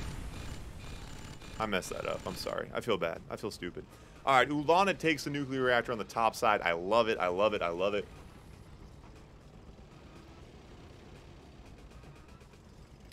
So now, again, we're going to see both players kind of draw that military line on both ends of the jungle, using those bunkers to kind of prevent the rhino pushes through there. It's kind of interesting. You know, in the original map design, I wanted this to be more of a backdoor option. See, these have been kind of nerfed because they come right into this bunker. There's not really room to work down here. You get too choked. I think maybe this section should have been slightly lower, which is funny because it was originally, and then I had BB Glass change it. But I'd like if this route came out like here. Anyway, I'd like if players could attack from down here, if you could do a split and get down here, but you get too choked up. But anyway, maps can't be perfect. Quick shout out to BB Glass. BB Glass has poured so many hours. He's done the last 3 maps for these tournaments. So many hours going to these guys. Big shout out to BB Glass. All right. So we see here, Ulana's going to take a big bite, shove right into that bunker. Without the defensive advantage here, he is able to pull ahead on the tank battle, but we'll see if he's able, if Yellow's able to manage this good, pull back to that bunker, he should be, oh, another great sentry gun. So he uses his defensive advantage. He does come out there, not by much though. And now we see Ulana chipped his way through that top wall with a flak track. Took about 20 minutes, and now he's going to ult the War Factory. But what's nice here is that Ulana just got a full scout on the backside, so now he's going to know when he starts pushing tech. I actually love this. I think this will actually become meta. Push through the top wall, get a scout on your opponent's base. I think that's a big move. Not able to ult that War Factory, obviously, but now Ulana's entire army is smoking. Very, very unfortunate. Those rhinos are going to go down quick. He's going to try to bust through this wall, but yeah, Yellow wants to try to cut him off before he gets home, before he gets reinforced, but he doesn't have the tanks for it. He needs to be playing his defensive position better, and that's a lot of rhinos. And without a Desolator out now, I'm not sure how Mountain can come out of this one with no radar, no desos, no drones. Yeah, he just didn't quite counter that fast enough. Ulana looking super tough right now, and should be able to take this one home. You know, with Desolators, crazy things can happen, but with no radar, no Desolators, I just don't know if there's any way for a Mountain to get out of this position. But then again, he looks like he is going to survive. That bunker getting so much damage done. We've talked about this, guys. Juicing up these bunkers is so big. And he's going to keep juicing them up. So he holds on through that battle, but look on the back end. Look what Ulana's got coming. Ulana on 9 War Factories now, 4K. Very, very tough spot.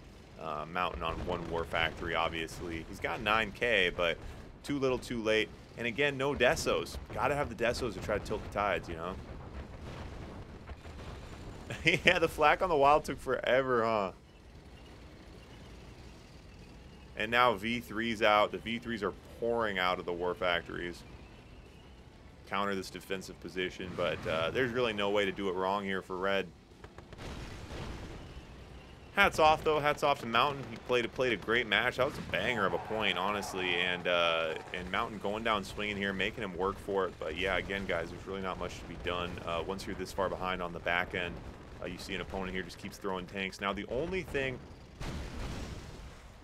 yeah, I mean, it could come down to time. You know, I guess as Mountain here, Mountain could try to turtle in and try to make it come down to time. That's a lot of elite conscripts in there. Those elite conscripts going to melt. These bunkers are melting. There's no reason. He can just attack from the top side. There's no reason to go into this bunker. Look at that bunker juiced up. 10 conscripts in there. These V3s, though, will just slowly edge them out. That V3 shift was a really good move, but then you see Mountain countering with the flat cannon. Both players tit for tat, man. Top level stuff right here.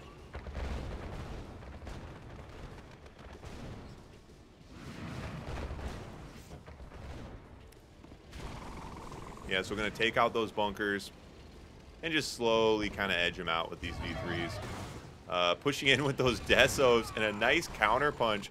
Yeah, you can't just straight turtle. You got to look for counter punches here. Nice counter punch.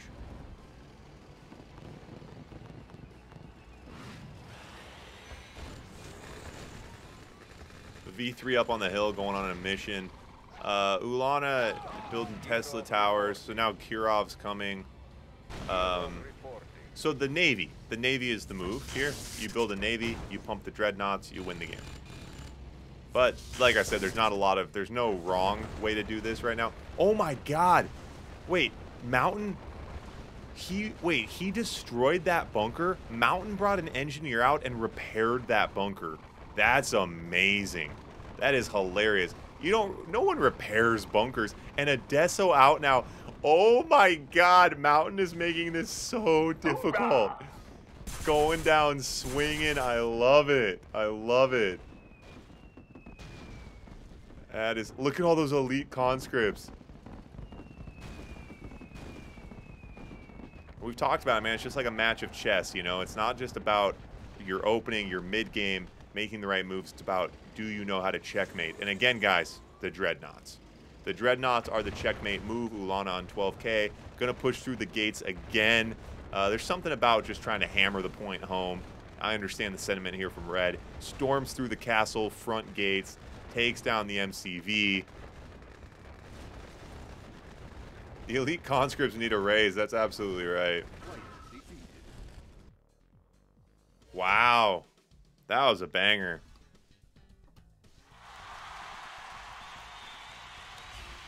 That was a banger.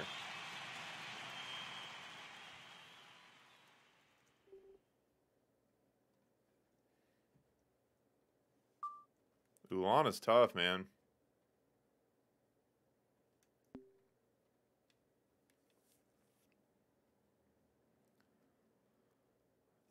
So now we got Agi and Dolgun. Dude, these guys are moving, man. This is amazing. No one ever moves this quick for tournaments. I love it. AAGII. AA.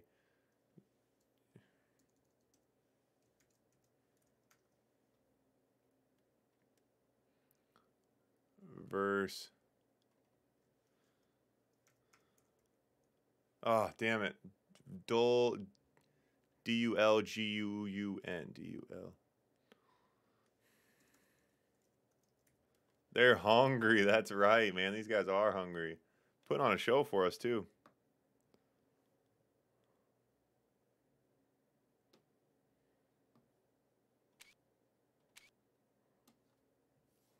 All right, guys, so here we go. This is the other semifinal match. Winner of this going on to play Ulana in the championship. We're moving, boys. We're cooking. We're cooking with gas tonight. Dolgun goes Yuri.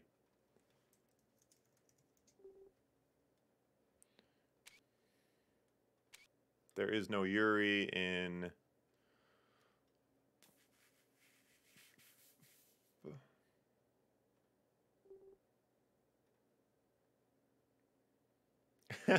wait, what were you just waiting for someone to go Yuri? You had that emoji lined up, man. That was great. Dolgun in red, Agi in yellow. Let's bust it out, boys. Let's bust it out. Are you ready for a war?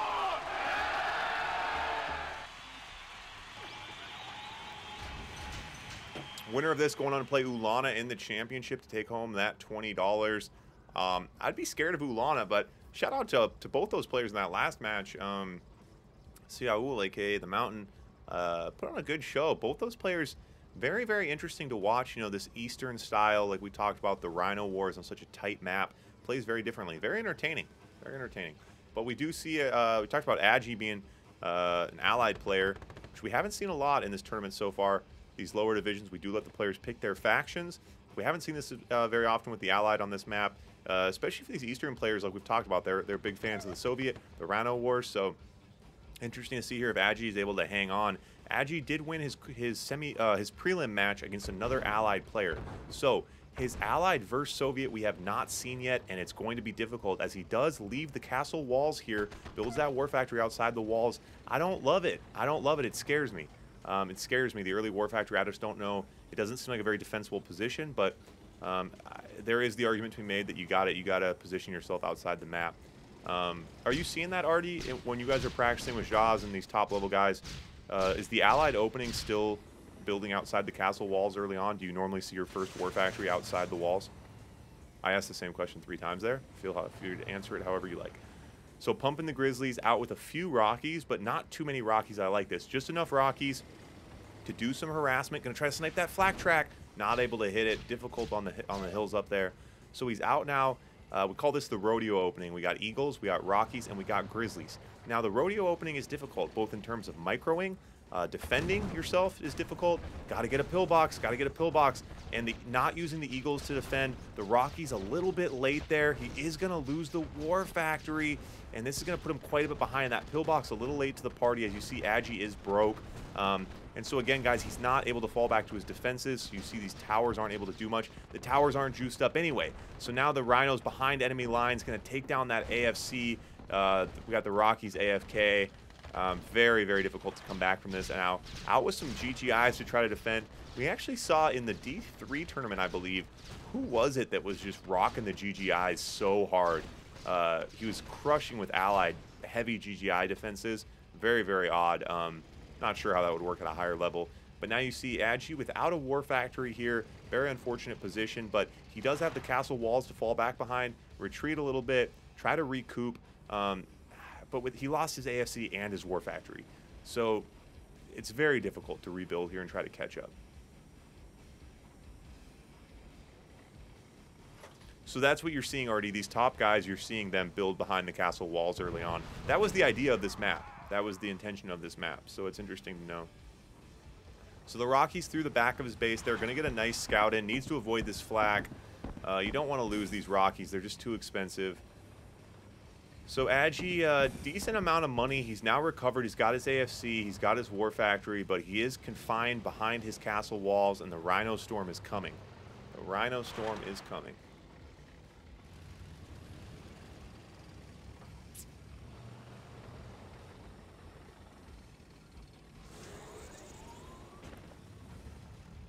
Deso out now to try to counter these GGIs. That Prism Tower should have range on it, though. Yep, not able to deploy that Deso. So good counter. Now we see the build. So now just think about this, guys. Imagine if Agi had done all of this from the beginning. Ooh, Agi goes low power. Ooh, Agi goes low power. You see the Prism Tower stop spinning. And I thought Dolgun was going to try to take a bite there. The V3's a great counter. Damn, those GGIs suck. Dude, you got to shoot your gun earlier than that. Damn, these GGIs are... The Rockies could counter, right? The Rockies can counter these V3s, but that elite flak is devastating. Gobbles up that paradrop. And so now you see... Ooh, you see Agi has to try to go in and try to take a bite, but not really able to do it. Agi on 5K. He's not building Eagles. He needs to have his Eagles out now. He's got 5K. Easier said than done when we're up here in the booth. There's a lot going on in these matches. It's a lot faster, obviously, when you're down on the field, but... He needs to get his Eagles out. His Eagles are the absolute juicer right now. The only way he's going to get back in this game is with the Eagles. Because, staying alive isn't good enough.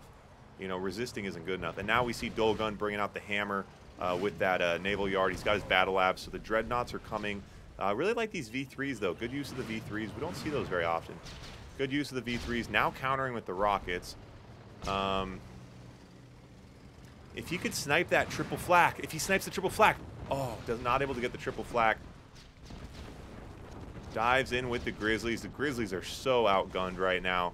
V3s and the Dreadnoughts coming in. And this is, and we got Dolgun looking octopus status right now. That's the only word for it. He's coming at him from all sides. He's got the V3s. He's got the Rhinos. He's got the Dreads. He's got the Iron Curtain on the backside. And Dolgun is really putting on a clinic right now on how to slowly surround and snuff out the allied player who you have turtling. We've talked about the castle. The castle is meant to allow the allied player some early protection from the Rhino rush, but you can't just turtle. As you lose map control, you will end up losing the game. That's how it's meant to be. Obviously, we don't want turtling strategies to win. Dolgun played it right with the V3s, took the naval yard, brings home that win. Dolgun looking tough. But Agi, we'll see now. Is Agi going to keep allied? If he keeps allied, will he stay behind the castle walls early on? I think he needs to rely on some of that early protection, I think. IXA. I'm so excited you're here I could pop a balloon. Wait, didn't I already say hi to you today? Did my robot already say hi to you today?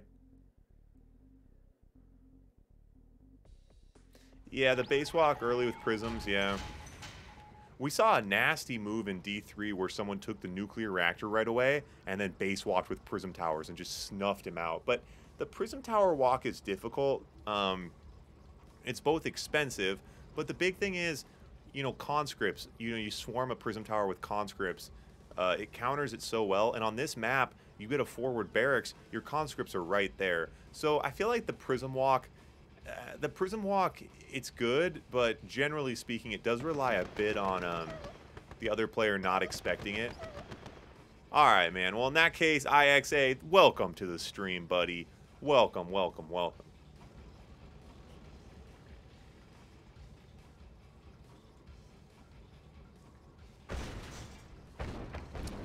Yeah, I think the Prism Tower has to be quick and swift. And you got to have some eagles harassing on the backside, kind of spin their head around a little bit. Because, like, again, you can swarm them with conscripts. Oh, both players went Soviet. I am sleeping at the wheel. All right, so now Agi does switch over to Soviet, not liking his odds at Allied versus Soviet look. Talked about very, very difficult here. So both players now Soviet, and Agi looking tough with Soviet. Well, never mind. Double war factory on 2 oils. So that build was a little bit off. You see him bottoming out. Bringing out some walls, which are interesting. Oh, and Dolgun going to go for a super early bite here. Wants that war factory. Agi hardly has the money to repair it. But if he goes for that war factory, he will lose these tanks. Ooh, and already up. And you see Agi there without money. He doesn't have that defensive advantage. Wasn't able to get the sentry gun in early enough. Did lose that first war factory. Honestly, might have done him a favor because he didn't really have the oil to support it anyway. But now we see Dolgun on 2 war factories and also does not have the economy to support it. So now we see a paradrop coming in from Agi. That's nice. Some free units early on here. Hopefully can maybe use these conscripts to try to hang in this game. Bring us to a game number 3. We all want the game number 3. It's as simple as that. That's what it's all about, Artie. That's what it's all about. Artie, you don't even know, man. You're still thinking about Castle, dude. I'm on the next map. I'm on Oasis, dude. I'm working in the future, dude. Oasis, you don't know. You're not even gonna know what's hit you, dude. When you see Oasis, head explode. Head explode, man. Head explode.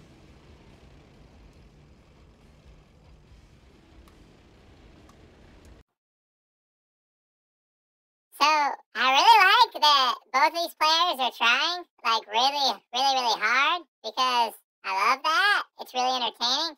And me and Artie, we like when people try hard. And the people on YouTube, like the people I know and the people I don't know, they like it when everyone tries really hard, and there's a really good battle. I'm going to shut the fuck up because I know this is kind of annoying. Get out of here, Yoda. We got serious stuff going on here. We got Rhino Wars on our hands. I like Agi's little wall, dude. Don't sleep on that wall. You never know. A little bit of fodder here. Pretty even on tanks. Agi's going to try to snipe that nuclear reactor on the top side, and that will put Dolgun low power. Love this from Agi. Engineer coming in. I think he's going to steal it. Heads up. Grabs that, and so he is low power now as he brings out that Iron Curtain. Super low power for Dolgun. He's going to have to build that nuclear reactor. Should get it out pretty quickly. And Dolgun going to start, Agi is going to start falling behind here. This Kirov's going to be devastating. Brings some flak out. Brings a flat cannon out. Ooh, but pushes into these bunkers. Gets a lot of damage done. The question is, how much is this Kirov going to get done? Now you see Red does bring out a nuclear reactor. Catch himself up on power. He's going to keep pumping the Kirovs. Is he going to keep pumping Kirovs? Where's that Kirov going? Kirov gets the barracks and a war factory. Another Kirov coming. Get some flak on it. What? IXA. You did a hype dance and I didn't redeem it? No way. Alright, I'll give you a hype dance right now. How about that? Hype dance, hype dance. Kirov coming in. Banger, dude. Banger, banger. So he's able to resist that. Kirov does lose both his war factories. Does it count as resisting if you lose your war factories? I don't know. And now keep an eye on that engineer topside. Don't sleep on that nuclear reactor. Here he comes. That nuclear reactor has been stolen back and forth all game. You should just sell it. See, everyone forgets you can sell the tech. We're actually going to change that in Blitz V8. You're not going to be able to sell any buildings like that. You shouldn't be able to sell them, but you actually can sell them right now. So now we see Agi low power, behind on tanks, behind on super weapons, behind across the board. Agi's going down. Dolgun's got to be going on to the championship. Brings out the naval yard. The naval yard's a ninja move. It is. A lot of people don't know that. A lot of people think, is the naval yard a ninja move? And then they think, what defines a ninja move? And then they ask if I'm making this shit up on the spot. The naval yard's a ninja move. It is.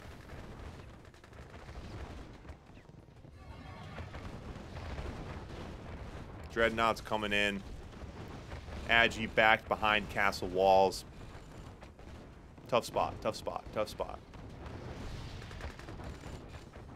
Yeah, next month's map, man, the Oasis. It's tough, dude. We actually... Ooh, nice chain reaction. Way to target that oil and hit the MCV. It's tough, though, with these maps, you know. God, ooh. Man, I'll tell you what. Dolgun understood the assignment with these dreadnoughts. Always target the oil. Rule number 1. I don't know if you guys seen the video online where I crush Artie. Noob Artie builds his oils all around his MCV, and then I destroy him. Pretty epic. I think he did it on purpose to be nice to me, but I don't know for sure. Agi calls GG. Dolgun takes it home. 2-0. Dolgun OP.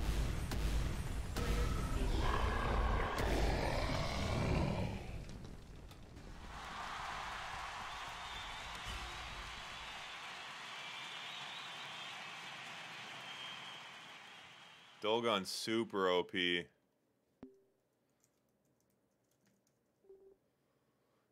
Is this the championship? Oh my goodness gracious. We are in it, boys and girls.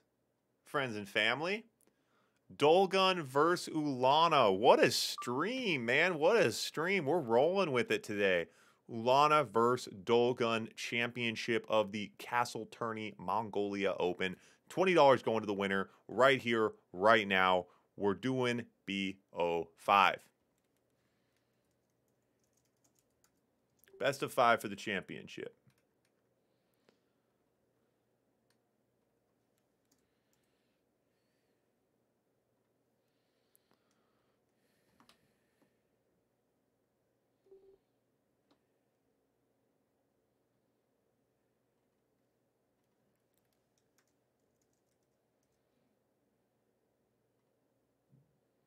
Man, this is unfortunate. This is not the time to be streaming. No one's online. It's too bad.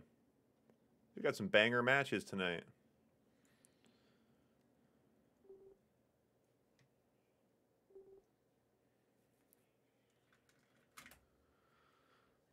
Artie, I need you to stop reading my mind because it just so happens to be that the map for next month, the Oasis, you guys are the only one to know. You guys are the only 28 players on Earth who know the name. It's called the Oasis. Don't spoil it for everyone else. And it is a map conducive to 2v2. And we will be having a 2v2 bracket officially announced during this stream. 2v2 tournament next month. Join the Discord, sign up. And follow me on YouTube. That's the new rule. You have to follow me on YouTube. We need 1,000 followers on YouTube. I need everyone to help. It's such a scam, man. If you don't have 1,000 followers, YouTube runs ads, and they don't give you any of the money. It's a scam, dude. Like, subscribe, follow me on YouTube. We're going to take over the world. All the money goes back to the players. I'm not being selfish, man. It's not a business. It's a charity. RA to the moon. That's all that matters. All right. Let me throw a championship in the Twitch title and see if we can lure some people in here.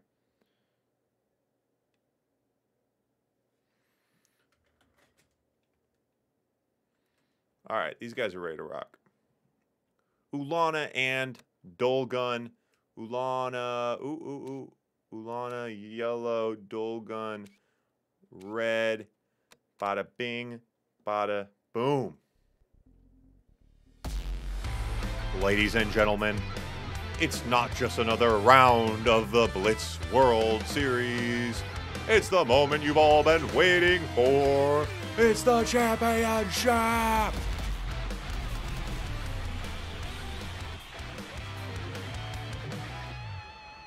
Let's get right into it. These guys have been banging out, man. Both obviously worked their way through these divisions, earned their way to be here, proving that they are in the top 2. But the question isn't top 2. No one cares about top 2. It's about who's number 1. Freeze out tournament.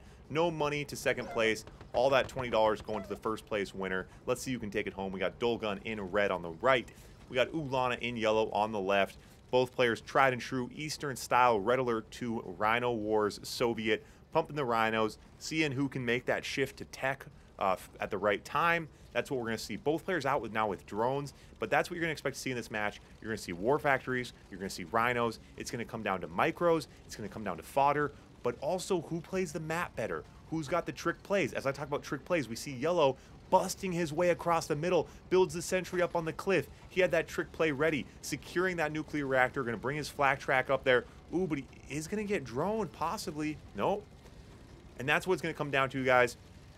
Not just the Rhino Wars at this level, but who can get more creative, who can get crazy, bring out the trick plays. I love that from Dolgun. He gets that drone in there, takes the flak, takes the engineer, and takes a Rhino with it and saves it. Okay, and then loses the drone, but that drone's MVP. So Dolgun now figuring out this build nicely, pumping the oils, 4 oils, and you see Ulana.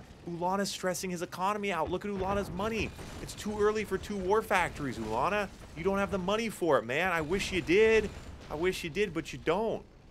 Ulana is broke now. Dolgun's economy is rolling flush, and I like this base stretch from Ulana, trying to posture up, take advantage of the map, trying to control some space here, but Dolgun punching him in the face. Ulana looking for a counter punch, does snipe a war factory, but a base trade is not going to work for Yellow here, as Red has more tanks. Yellow's forced to pull back to defend. Yellow does have a bit of fodder he's not bringing into this fight, but he does not have the tanks to be engaging here, but is pursuing, as we see Red put himself a bit out of position. Now Red has a wave of drones. Does get 1 drone in. More drones coming from Red. Interesting, Dolgun, to not see Dolgun advancing his position in the traditional manner here, which would just be to simply pump Rhinos and pump conscripts. He has the money for it, Dolgun on 6K. But instead going for the drones to try to control Ulana's Rhinos, and Ulana getting heavily droned here, but does have some fodder, so pushes those tanks in. So that, which isn't a bad move. Once you're droned, your tanks are going to die. So you might as well push with them, and instead of having to kill them yourself, let the opponent kill them. And somehow Ulana is pulling ahead in these battles, and I don't know how. That's just simply micro, because on the back end, Dolgun has the numbers, he has the economy, and he has the macro. But Ulana has evened himself out now. Both players on 3 war factories. Dolgun ahead on oil just slightly, but Ulana has the map control. And this is a banger, man. I swear, if I was following point from point to point in this match, I don't know how Ulana's up right now, but really, really good decision making. Split decisions over and over and over again. He made the right choices. He pursued where he needed to. He split where he needed to. But now continuing to be the aggressor. He's got a bunch of bruised Rhinos, and pushing into these sentry guns simply will not work. Although I have already been wrong 15 times in this match, so I don't know what's going to work. Here come the conscripts now. I love that move. Get the conscripts on the front line, the fodder, absorb some damage, slow down the dogs, and continuing to be the aggressor as he is again out-tanked, but not scared. And Dolgun now taking his own punch back, throws a couple dogs out front, gets behind enemy lines, needs to be careful, doesn't want to get in range of these bunkers. We see Yellow bring his conscripts into the fight now, and Red handles them quickly. Running those conscripts over was a great move, very, very quick to react. Takes a war factory, takes another war factory, and it looks like Yellow is finally paying the price for getting behind early on in this game. Red, with a nice counterpunch, was able to stay composed, not get tilted from that early pressure, and should be able to leverage this position into closing out this match. He needs to choose some right targets here. He pulls back, takes out the oil derrick. Great move. Splash damage to take the war factory, keep targeting the oils. Very, very difficult for Yellow to slow down here. You see no radar for Yellow, so there will not be a deso out. And Yellow's still pumping the Rhinos, refusing to switch to drones, going down swinging here in a traditional manner. I don't know. That point went a lot of different ways. Red did end up on top, but Yellow made a lot happen. He certainly did not make that easy for him. Pushing through these bunkers now, going to take so much damage. Goes through the front gates of the castle just to prove a point in this first point. The first point's not about winning the point. It's about taking momentum. This is a tug of war. You got to take the momentum early on like that. Love that. Love that.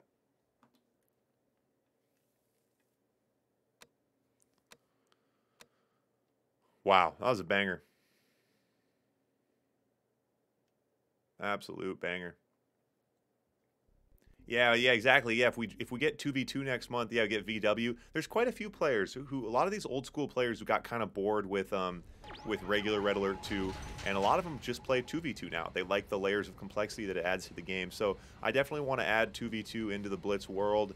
I'm excited about it. It's a bit tricky, you know, the maps are small, but next month we're gonna have a 2v2 tournament. It's possible that the official tournament map might not work, but the Kong map specifically would work for 2v2. So we'll do 2v2 next month in one way or another, but we'll see. So here we go. Point number 2. Wait, is this right?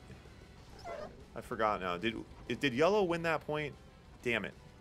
Is my scoreboard right? Someone confirm. Again, Soviet versus Soviet. Both players going to come right at each other's throats with these rhinos. It's going to come down to the little decisions. Those early drones, what kind of damage you can get done with them.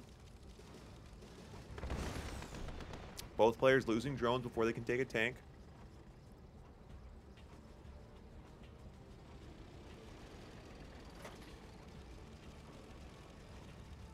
Well, I gotta assume the scoreboard's right, because if it was wrong, one of you guys would be yelling at me.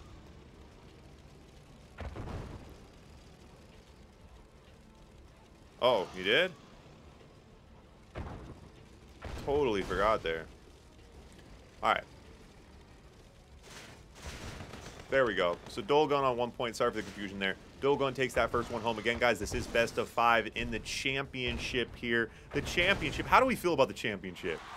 We're excited. Look at all those people. Alright, so Dolgun here does pull ahead significantly on rhinos early on as we see Ulana. Ulana pumping a lot of early war factories. And again, guys, a lot of these guys just aren't, these are traditional players, not super familiar with Blitz. And they're still not quite getting down these build orders. You can't have 3 war factories on 3 oils. It's just not going to work. Like, Ulana's money, he's totally bottoming out here. He's going to fall so far behind on his development.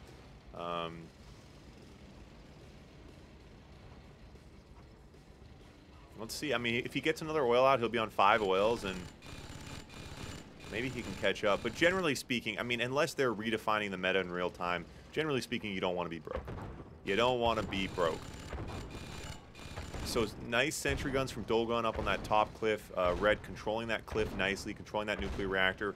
And you see Ulana baiting another sentry gun out of him there. And that's just simply to, he wasn't going to take the nuclear reactor, but he baited another sentry, made him spend a bunch of sentries. Dolgun spammed so many. Dolgun has so much money.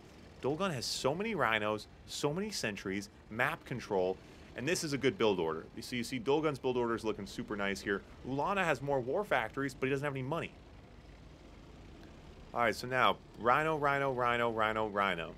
Dolgun is going to be up on that. So we'll see Ulana, let's see if he brings... Ulana is going to need to get a bit tricky here. He's going to bring a bit of a split on the top side. You see Dolgun going to match. And he's just going to go around this nuclear reactor. I think that's a good idea. There's a lot of sentries there. Ooh, going to dive on the nuclear reactor. Wow. And so Red has a couple tanks out of position and loses them. Does take that nuclear reactor. And so now Yellow does have a split on the top side. Keep an eye on that split on the top side. You see Red brings up a sentry gun to counter. He's going to bring a couple tanks back to counter as well. It shouldn't be too much of a problem.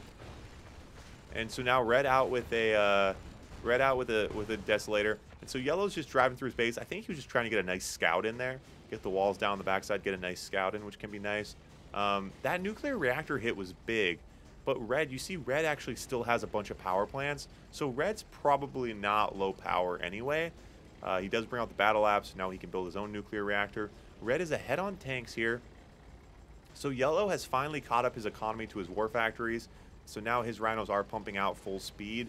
And he is ahead on war factories pretty significantly. Yellow has 6 war factories. Red has 4. So Yellow's tanks are going to come rolling out here quite a bit faster. And so Yellow did put himself behind early on with his economy. But Red didn't do anything with that advantage. So these sentry guns are super annoying. Yellow's going to go up on the cliff, try to deal with him. That's probably a pretty good idea. Yellow needs to spread himself out a little bit on the map. So cleaning out those sentry guns was nice. Here come the Kurovs. Kurovs, let's see how fast he can respond to these Kurovs. A flat cannon out now. So Yellow, again, with a split on the top side. He's got a couple rhinos on the top side here. Not responding to this Kurov fast enough. He's got one flat cannon sort of out of position. He's not building flak tracks. He's not building flash tracks. Big chain reaction from that oil. Oh, no. Ooh. Devastating, devastating, devastating. and he's not getting enough flack on that Kirov. That Kirov's just going off right now. And again, guys, these players that aren't familiar with Blitz, they're not familiar with the devastating effects of the oil Dyrix. And Yellow says, all right, screw it, let's go. He throws his conscripts out in front. Nice fodder. Yellow could pull ahead on this tank battle with a bit of help from those conscripts. He's microing quite well here, but not liking his odds. Red's defensive advantage would have probably pulled that back in his favor. And Red's doing Yellow a huge favor right now with this AFK Kirov. It is going to get another oil Dyrix, though. And just absolutely devastating. Just not responding fast enough to that Kirov is going to ultimately lose this game for Yellow, although he was already in a tight spot. And I like the counter punching. I like that he's staying aggressive. He's not getting too much on his heels, but I just need him to respond to the Kirovs a bit faster. You guys, don't forget about the Flak Trooper. You can always send out the Flak Trooper. Yellow doing a good job pulling back to his bunkers, getting his bunkers in range, but here comes the Iron Curtain from Red. Is Red going to follow the army or go attack? He does delay for a quick second there, but Red has everything going for him right now as this other Kirov goes in to try to finish off the front defenses of the castle. And now Yellow with nothing left, and Red with way too many tanks. Yellow quits out. Red looking tough.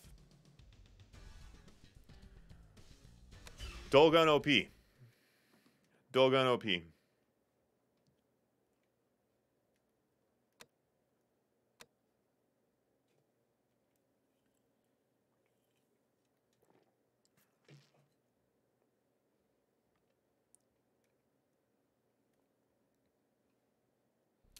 So Dolgun goes up 2-0. Yeah, Ulana making things interesting. But yeah, Dolgun OP. And I'm excited, man. These tournaments, you know, these tournaments are all about finding new players. You know, Blitz is still so young. We really just started playing, really pushing this the Blitz mod. I came up with it and started pushing. I think the first tournament was in October maybe. So about 6 months now, and it's still all about going out, finding these traditional players and getting them to play Blitz. You know, harvesting, finding new players to come play. And Dolgun, we've seen a lot of good players today. I'm excited to have all these new guys in the tournaments next month. Hopefully we can get them to come out for it. But Dolgun, I mean, Dolgun and Ulana, both these guys, top level players. Be super fun to get them in here. I know it's hard for the spectators sometimes when you got players you don't know playing other players you don't know, but we'll get these guys in here against some names we know and see how they stack up. Dolgun looking tough, man. Dolgun looking super tough. Artie, you want to come play Dolgun or what? After this, get a quick show match. Artie versus Dolgun. See what we know. Throw $5 on it. It is match point. That's true. Dolgun 2-0 here. So if Dolgun can take this one home, he will take home the championship, take home the $20. So Ulana is fighting to stay alive, to stay in the tournament. No Tanyas. That's absolutely right. Oh, you mean the Tanyas on the side of the screen? Yeah, I got to keep you guys guessing, man. If a Tanya pops up on the right side of the screen, the first person to say Tanya gets a crowd point. Person with the most crowd points at the end of the month, taking home $10. Simple as that. Pro Rattle's ready, man. All right, so now you see Ulana bringing out some proactive sentry guns early on the front line. Trying to sneak some drones in, trying to slow down these rhinos. Ooh, does snipe that engineer. Engineers are expensive. That's a good move. But you see Dolgun, looks like Dolgun is going to be able to take control of that nuclear reactor on the top side.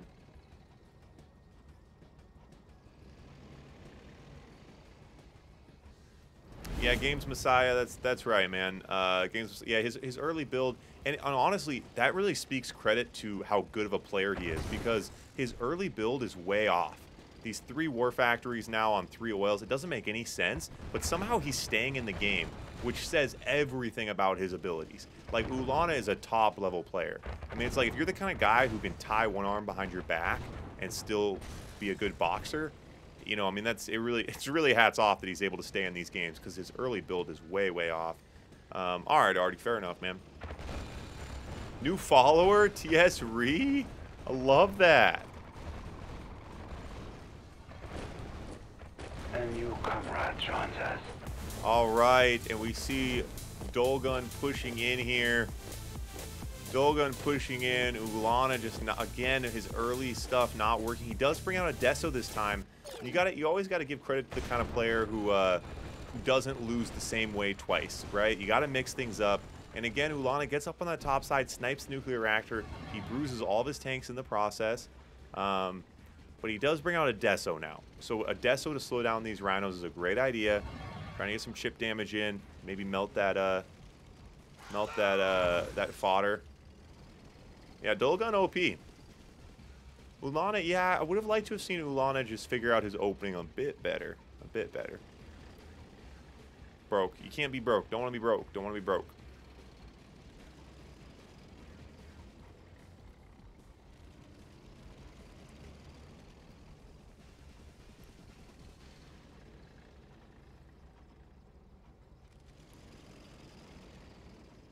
So Dolgun just kind of taking his time here. The Tesla Troopers out. Ooh, the Tesla Troopers get hard countered by those dogs. Games Messiah with the follow. Thanks, buddy. Appreciate it. Appreciate it. Yeah, the Tesla Troopers are a decent move. Well, yeah, well now Ulana's finally got money. I mean, we're 4 minutes into the game. He's finally got money. You see Dolgun's got his Iron Curtain, his reactor, his battle lab. Like, Dolgun's been playing SimCity. Dolgun's on 21K. Dolgun's playing SimCity. He's chilling.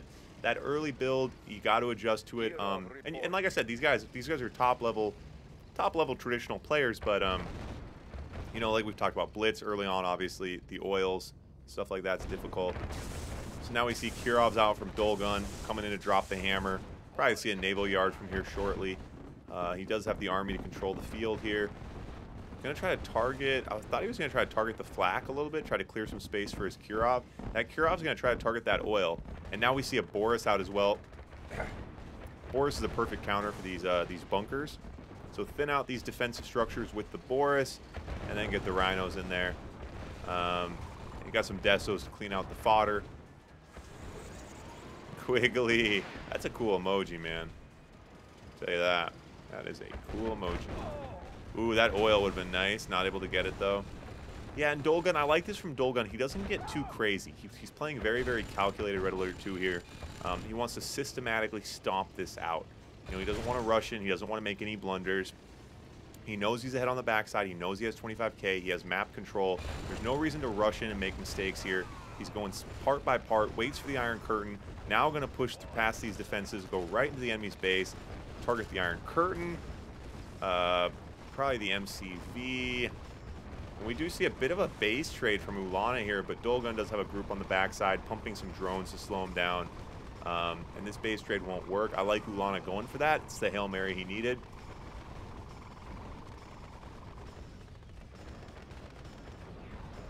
Difference 86, first time chat.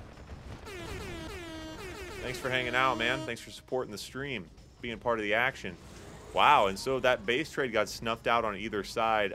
Both players did lose their MCVs, but Dolgun just still radically ahead here. Well, not radically, I guess. I mean, both players are pretty even, but both players now got funny money. When you have so much money that money doesn't matter, you call it funny money. And Ulana's going to spam some drones here to try to slow down these tanks. Unfortunately, Dolgun has his battle lab.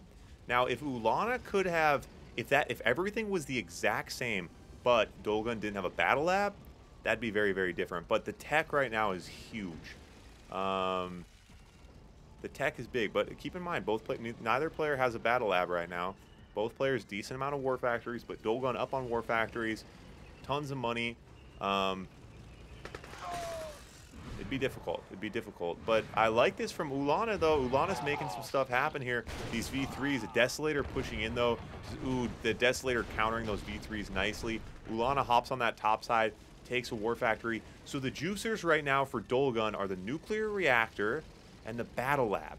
If somehow he could take one of these out, it would swing the tide swiftly. But unfortunately, I don't know how that's going to happen. And so now you see, obviously, Dolgun pumping the Kirovs. We have no anti-air. So now he is going to adjust to flak tracks, but these flak tracks now take him out of the Rhino war. Ooh, pushes in with those Desos, gets some nice damage done. But then is able to counter with the drones, but I guess a little bit of damage on some of those Rhinos. So these flaks, ooh, these flaks are doing work. Get some flak on it, get some flak on it. Rhino's now pushing in. Ooh, nice Deso hit for yellow. Doesn't want to lose a war factory. You got no MCV. You don't want to lose anything. Is going to lose a war factory. And that's the 2-minute warning here. And so yellow at this point, he's bringing out the Tesla troopers, calling in the militia. I love it. He's got a lot of desolators in that group. And he does hit an oil derrick, which gets a nice splash damage. Red looking pretty tough here. Yellow needs to juice these up. His bunkers aren't juiced right now. These could be huge. Oh, he doesn't have a barracks anymore. Oh, God. Yellow doesn't have a barracks. So yellow in a bad way right now. All yellow can do right now is try to slow things down and try to run out the clock and maybe win on points. It is a 10-minute timer. If the timer goes, the player with the most points takes it home. It's as simple as that. So if yellow can just stay alive, bringing out the desos. He still has his radar. Oh, no, he doesn't have a barracks, so he just had some old desos laying around. Making some things happen here. Red's got a lot of tanks, though. Stay alive, yellow. Another minute. Another minute. Oh, he's not going to be able to last. Could have maybe switched to drones, but yeah, red. Yeah, Dolgun OP. Dolgun OP. Sam Jor 18. Thanks for the follow, buddy. We're so excited to have you. Can we have a fist pump for Sam Jor? There we go. Quigley, whoever made this map's a genius? Yes, I'm a genius. Well, I didn't make the map. I did draw the map on paper, and then BB Glass, the homie BB Glass, made the map for me. Shout out to BB Glass. Making maps isn't easy, man. Making maps is not easy. I did draw it up, though. I did have the idea. So I'm a half genius. I think that makes me a half genius. Yeah, good game, though. That was a good game. Yeah, Dolgun OP, but Ulana hanging in there, making some stuff happen. But, yeah, Dolgun looking octopus status. That's the only word for it. Dolgun playing with 8 arms.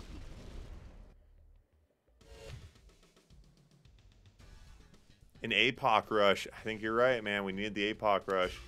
So Dolgun does take that home.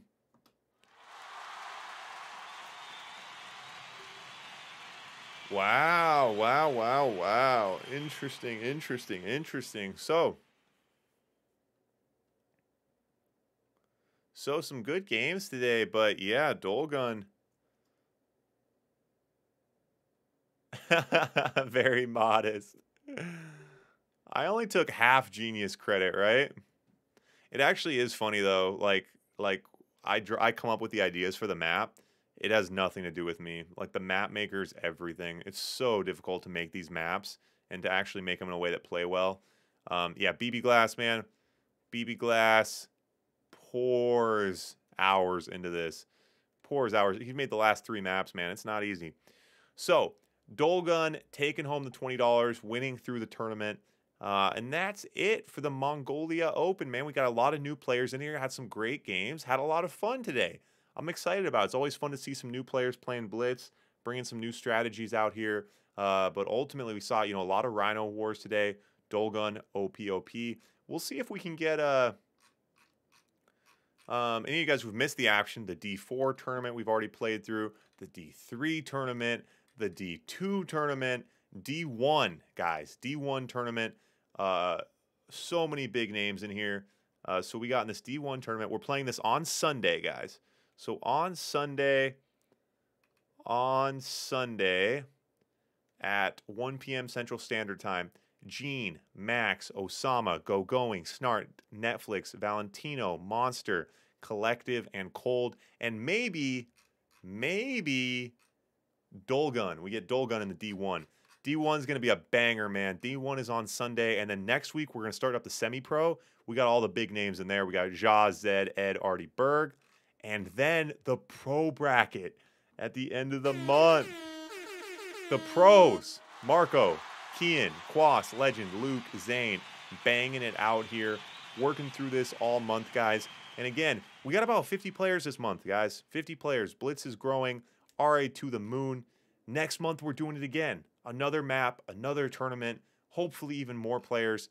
Again, we got divisions for everyone. If you guys want to come play, be sure to join the Discord. Join the Discord. Whether you've never played the game or you're a pro, we got a division for you. So come hang out. Yeah, Mountain. Yeah, Siaul.